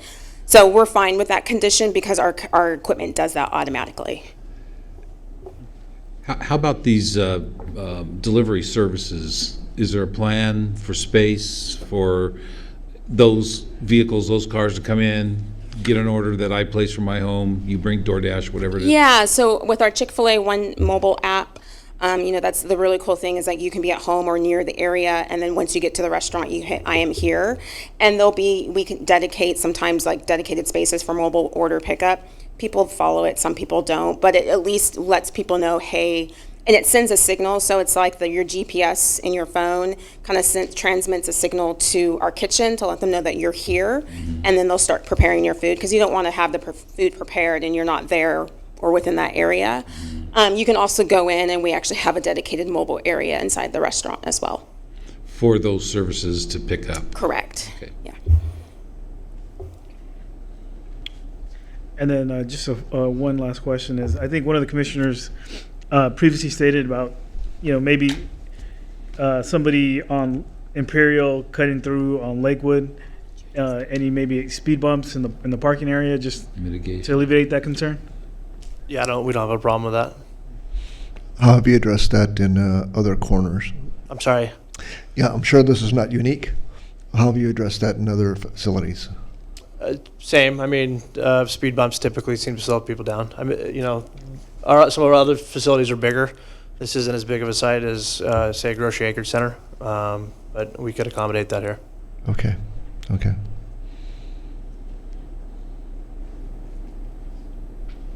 And then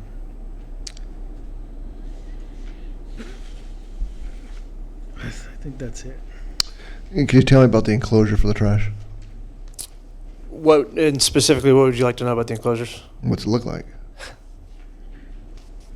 I'll bring up Scott Jones with Architects Orange. Okay, thanks. Scott Jones, Architects Orange. It's actually in your packet if you want to take a look at it.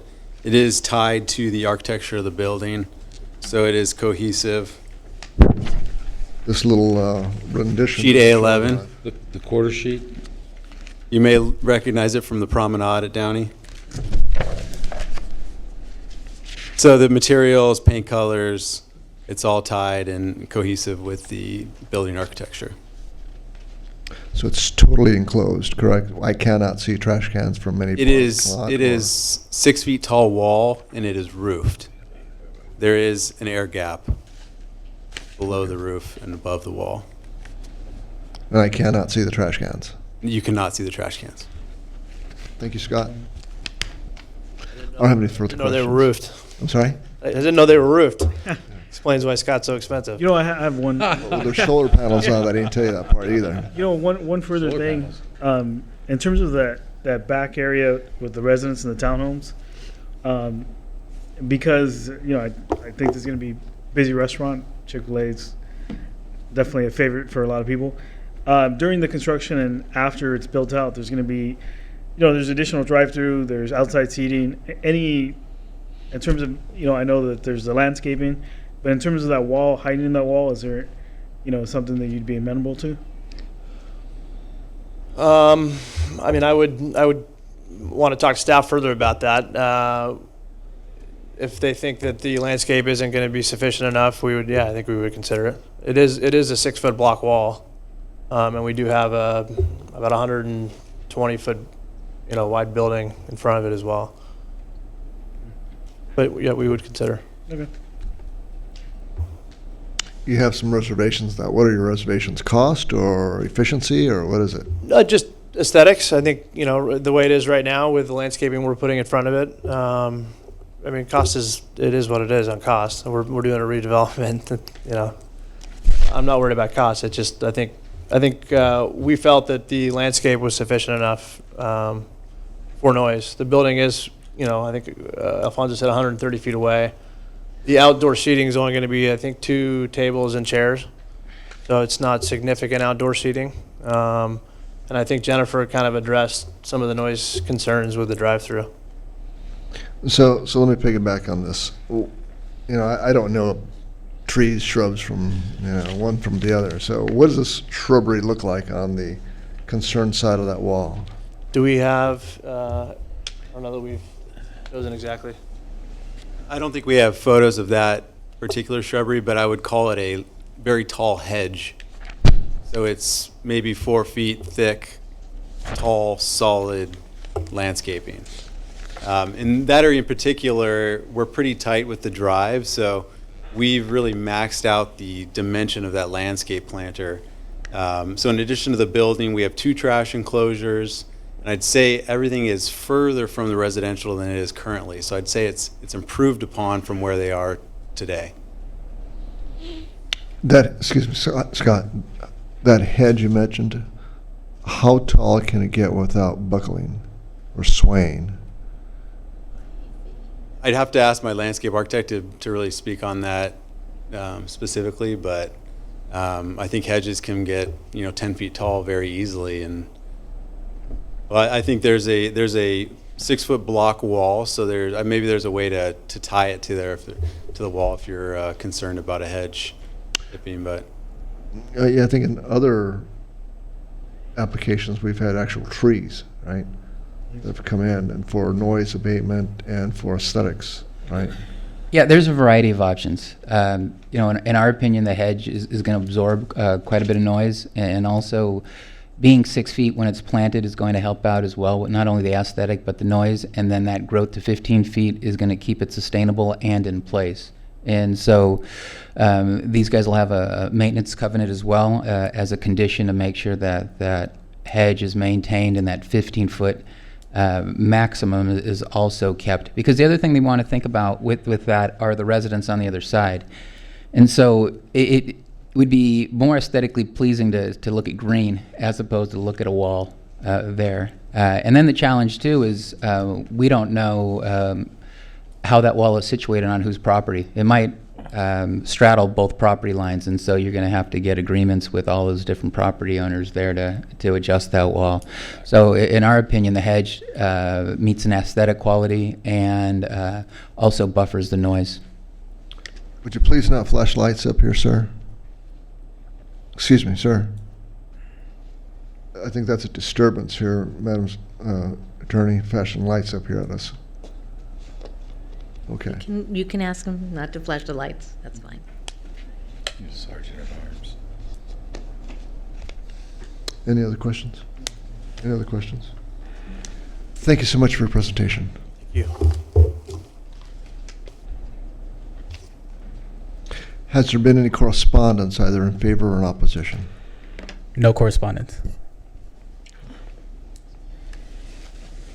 Would anyone like to speak either in favor or in opposition of the application?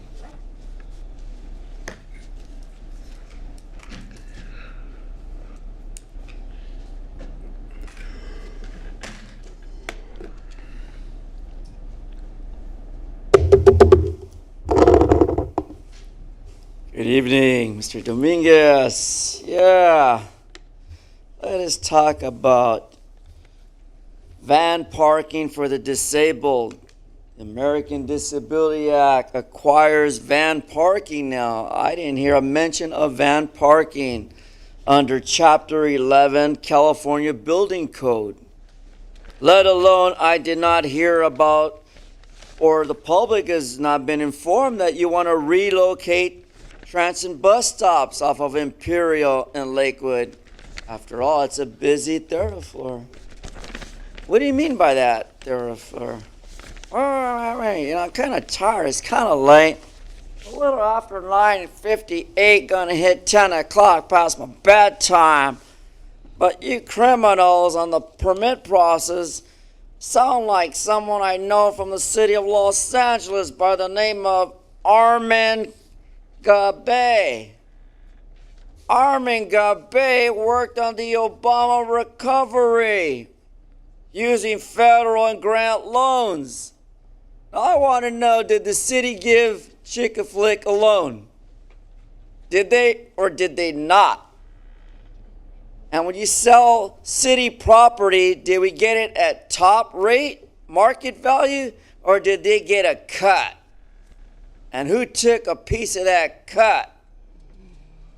Because I understand that, yes, we need to help projects, but helping developers access lucrative package and loans and grants, Mr. Dominguez, creates a problem for me. You see? You see what happens when you keep me here after 10 o'clock. I just get a little ghetto like they did down there off of Crenshaw Boulevard and Obama Boulevard by Herman Wesson Jr., an elected official of the 10th District in LA, 90012, along with Jan Perry, stealing federal grant loans worth $26.2 million goddamn fucking dollars. So what is this costing the city of Downey, Mr. Dominguez? No, I'm sorry, Dr. Dominguez, because I cannot fulfill this dream of a vacant lot becoming another promenade issue. See, when I get off the 266 to go to the promenade, the driver, the operator of that bus, tells my dumb ass to get off at the front of the bus. Well, I don't sit at the front of the bus. I sit wherever the hell I want because I'm like Rosa Parks. I'll sit where I tend to sit, and no one's not going to deny me the right to public access. So when you put a goddamn hedge 3 feet high and you make the public get out to the front, that's discrimination. Because in most stops, you could either get off or the front and the back, Jimmy, because it prevents me from a safety concern that you addressed earlier during the so-called Circus Act. What about my safety? Why the hell do I have to take the long route instead of getting off on the short route on the 266 to get out to the promenade to go to Lazy Dog? Woo, woo. You see, Jimmy, you don't get it. You don't really get it. An unfulfilled dream at the promenade, and all we get is a pile of dirt. For how many years has the promenade been promised, Mr. Dominguez? You were on that issue, Owens, and your electric team failed. You failed to put light on the promenade to get the goddamn businesses rolling. And when I go there and sit there, I feel so sorry because I can't buy shit when the stores are closed, when the stores are not operating. So when 2020 comes, $15 an hour hits the market, you're going to shut down all these goddamn wetback shops because there's no one to work and serve me. Do you not get it? So make good decisions tonight, and you will let Chick-fil-A, you will give Chick-fil-A, and you will provide them a loan, if necessary, to complete the jobs for those goddamn demands you want on a speed bump, moron. How enlightening. Would the applicant like to rebuttal? Okay. Does the planning staff have a recommendation? Yes. Staff is recommending the Planning Commission adopt a resolution approving site plan review, conditional use permit variance, and tentative parcel map number 82540. So the hearing on number PLN-18-00172 is now closed. Commissioners, it's time. Commissioner Spathos. Oh, I think it's a good-looking project. Looks nice. We're excited to have you again in the city, at least in my opinion. Looks good. Looks good, gentlemen. Good presentation. Commissioner Frometta. Welcome again to the city of Downey. I am looking forward to seeing Chick-fil-A there in that corner and the revitalization of that section of Downey. It really needed a lot of attention, and I'm looking forward to seeing the final results. So, thank you. Commissioner Owens. As well, thank you for taking this on and, working diligently through this process. And with the city staff, I'd also like to commend them. This looks like a very, very nice project. So welcome. Vice Chairman Duarte. Who doesn't like chicken sandwiches and waffle fries? My only concern is just the driveway moving back closer to the residents. But, other than that, it's a great project. It's a great sandwich. So. Thank you.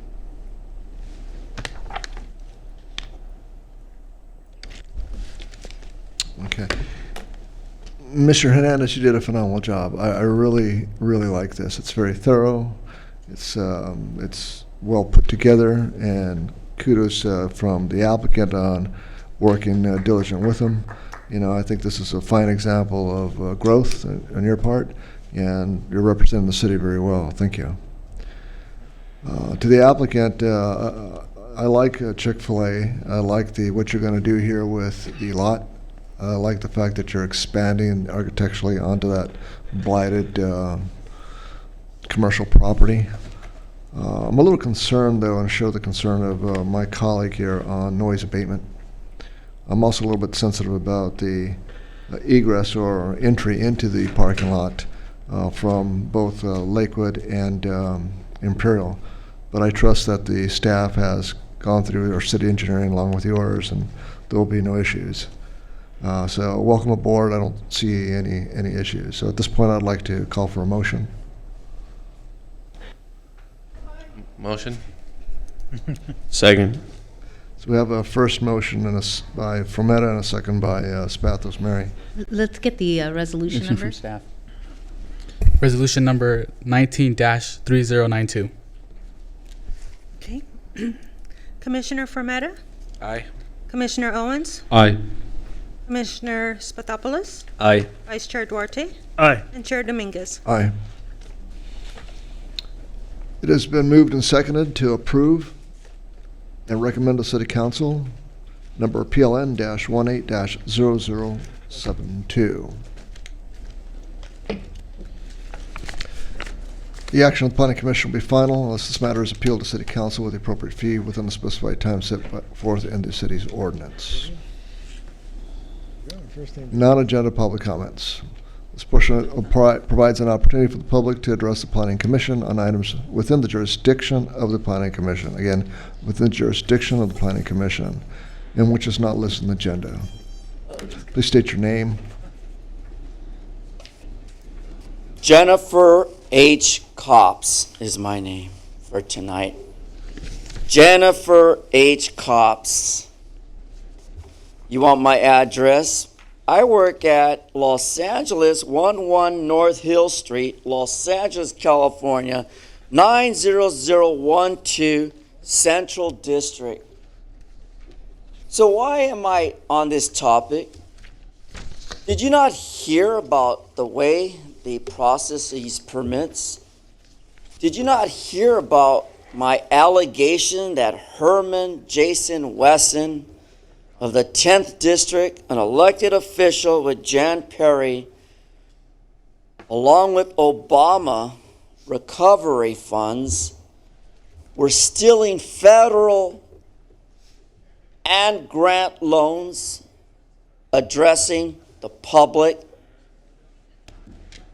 And these lucrative packages and loans by Mark Gabay, no, I meant Armin Gabay, Gabay. Read it in the LA Times front page. This is why I've been so upset. Because they sent the threat management unit, they sent me a nice little handout in my hand like this one with a TRO, because up in Pasadena, California 91101,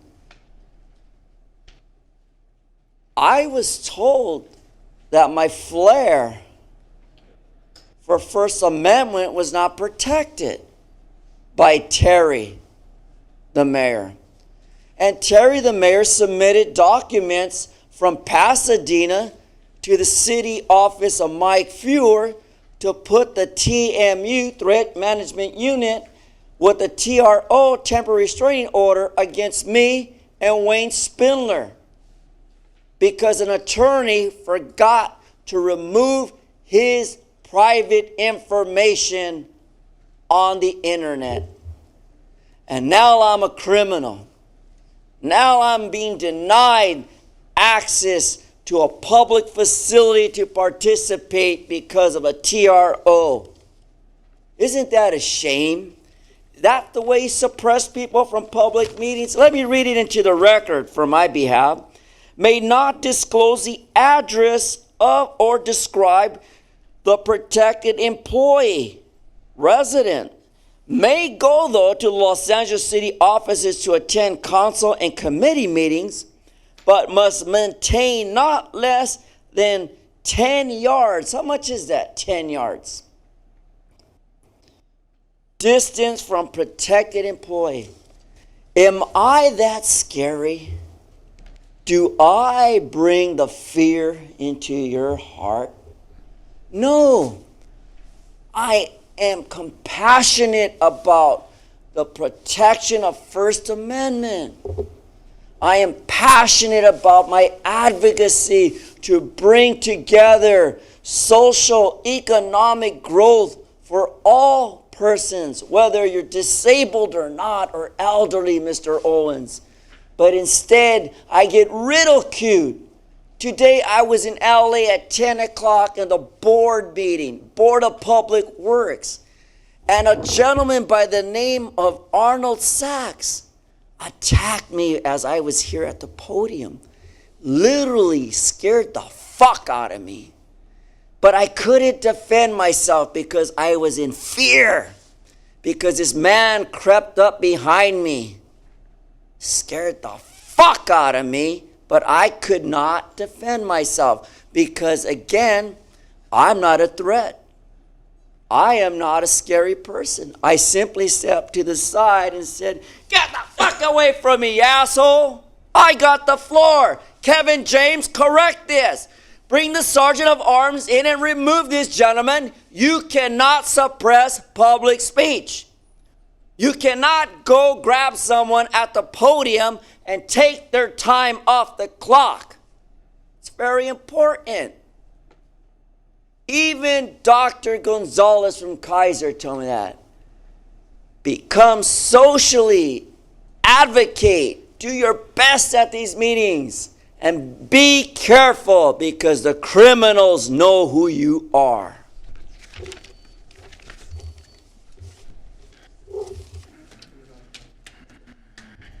Moving on to consent calendar. We'd like to take the consent calendar individually per item or in block motion. Chairman, if I may, sir. item number 8 of the consent calendar, we don't have a quorum tonight, and what we're going to need to ask, somebody's going to have to draw a short straw and view the video for these minutes. What we have happening here is we have a former planning commissioner who's no longer with us that participated in the meeting, and Owens was absent, Fermenta wasn't here, Spathos wasn't here. So we're in a little bit of a predicament. You guys don't have to decide tonight. We can bring these back at a future meeting. What we can do is we can poll you over the next couple of weeks, decide who wants to watch the video. Whoever volunteers, then we can bring this back for an approval. Absent that, the other items are ready for approval. I volunteer Spathos. The new guy. I second. No, don't take action, just, Well, we we'll- just need at least one of you to view the video in order to, Number 8. August 15th. August 15th, and I'll follow up with Commissioner Spathos via email and provide instruction. The remaining items are ready to be voted on. Very good. Thanks, Jeff. So is it the desire to go through these individually, or do you want to accept these in block? Yeah. Take them all. Okay, so I'll do this. I'll say that I'm making a motion that we adopt numbers 5, 6, and 7, and table number 8 for a time to be determined. Yes, we'll continue it to a date uncertain. Need a We second? need public comment. Second. You need to ask for public comment. Who was first? If you, What's that now? before you take your vote, you Yes. need to ask for public comment. It's on consent. Is there public comment? Please. Enough. Okay, public comment. Consent calendar items, public comment. Thank you, Ms. Garcia, for correcting them. PLN 1900055, 2018 General Plan Progress Report. With exception to zoning, which allows owners to use of his land, otherwise, in a way, shall and could be permitted, though non-traditional, but not conforming. Then you go into item 6, approval of the minutes from June 20th, 2018. Then you go into item 7. I know it's getting late. It's a little after 10:15 for the record. And approval of those minutes, August 1st, 2018. I happen to have a draft of those minutes here.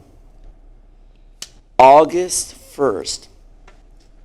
Report of the City Council of Community Development, Aldo Schindler.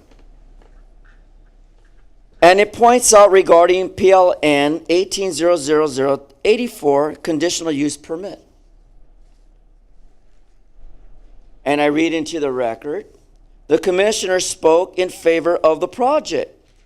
However, Chair Mr. Dominguez, second by Commissioner Frometa, passed it on a 401 vote. The Commissioner Flores absent to adopt the resolution. Where is Mr. Flores? Okay, I think we need to hold this and come back to review the video of this meeting. Because if we can hold approval of the minutes from August 15, 2018, I'm sure we could hold the approval of the minutes dated August 1st in my hand, since we don't have Chairman Commissioner Flores available. And in light, again, this is regarding, as moved by Commissioner Dominguez and second by Commissioner Frometa, and then by Commissioner Flores, to adopt resolution number 183062, thereby approving conditional use permit. As I indicated, zoning exceptions, non-conventional, are very difficult. Conditional use permits are extremely difficult. And we have to keep in mind the public's transparency on issues of importance when it comes to difficulties. As like today when walking into the meeting, that government vehicle out there in the parking lot with G13 on it, license plate 3590S. Could that be an FBI? Could that be an FBI agent looking into these matters?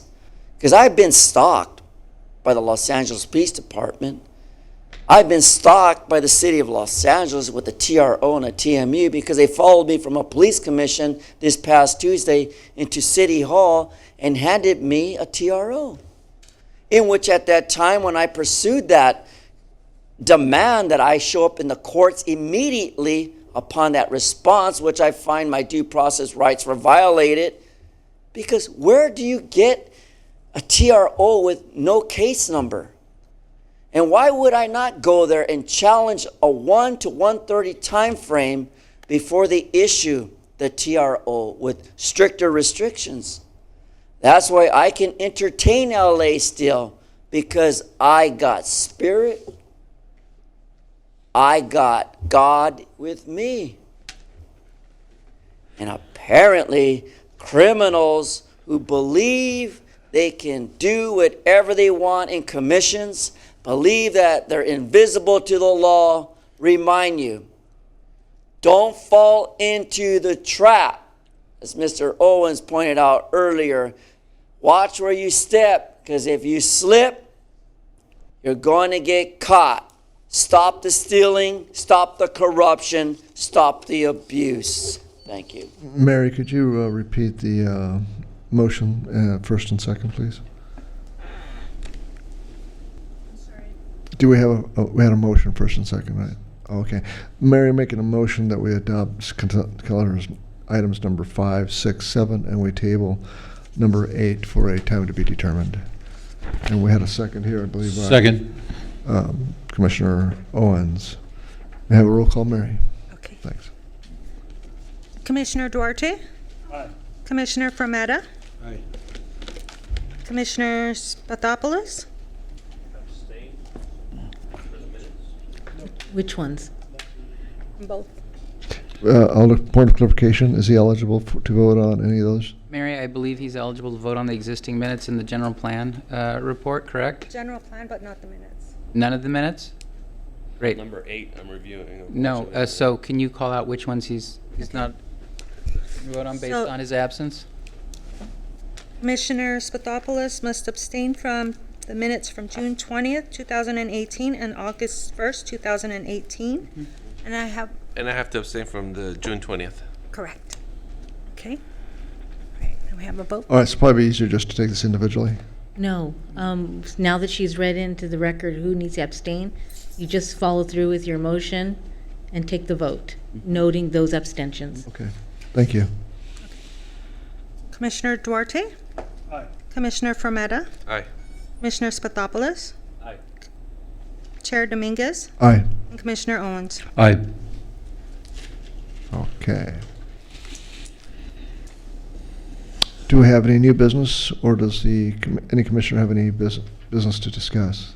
Commissioner Frometta? None. Commissioner Owens? None, Mr. Chair. Commissioner Spathos? Vice Chair Downey? None. I have none. Does the Director of Community Development have any additional comments? No comments tonight, Chair. We are adjourned.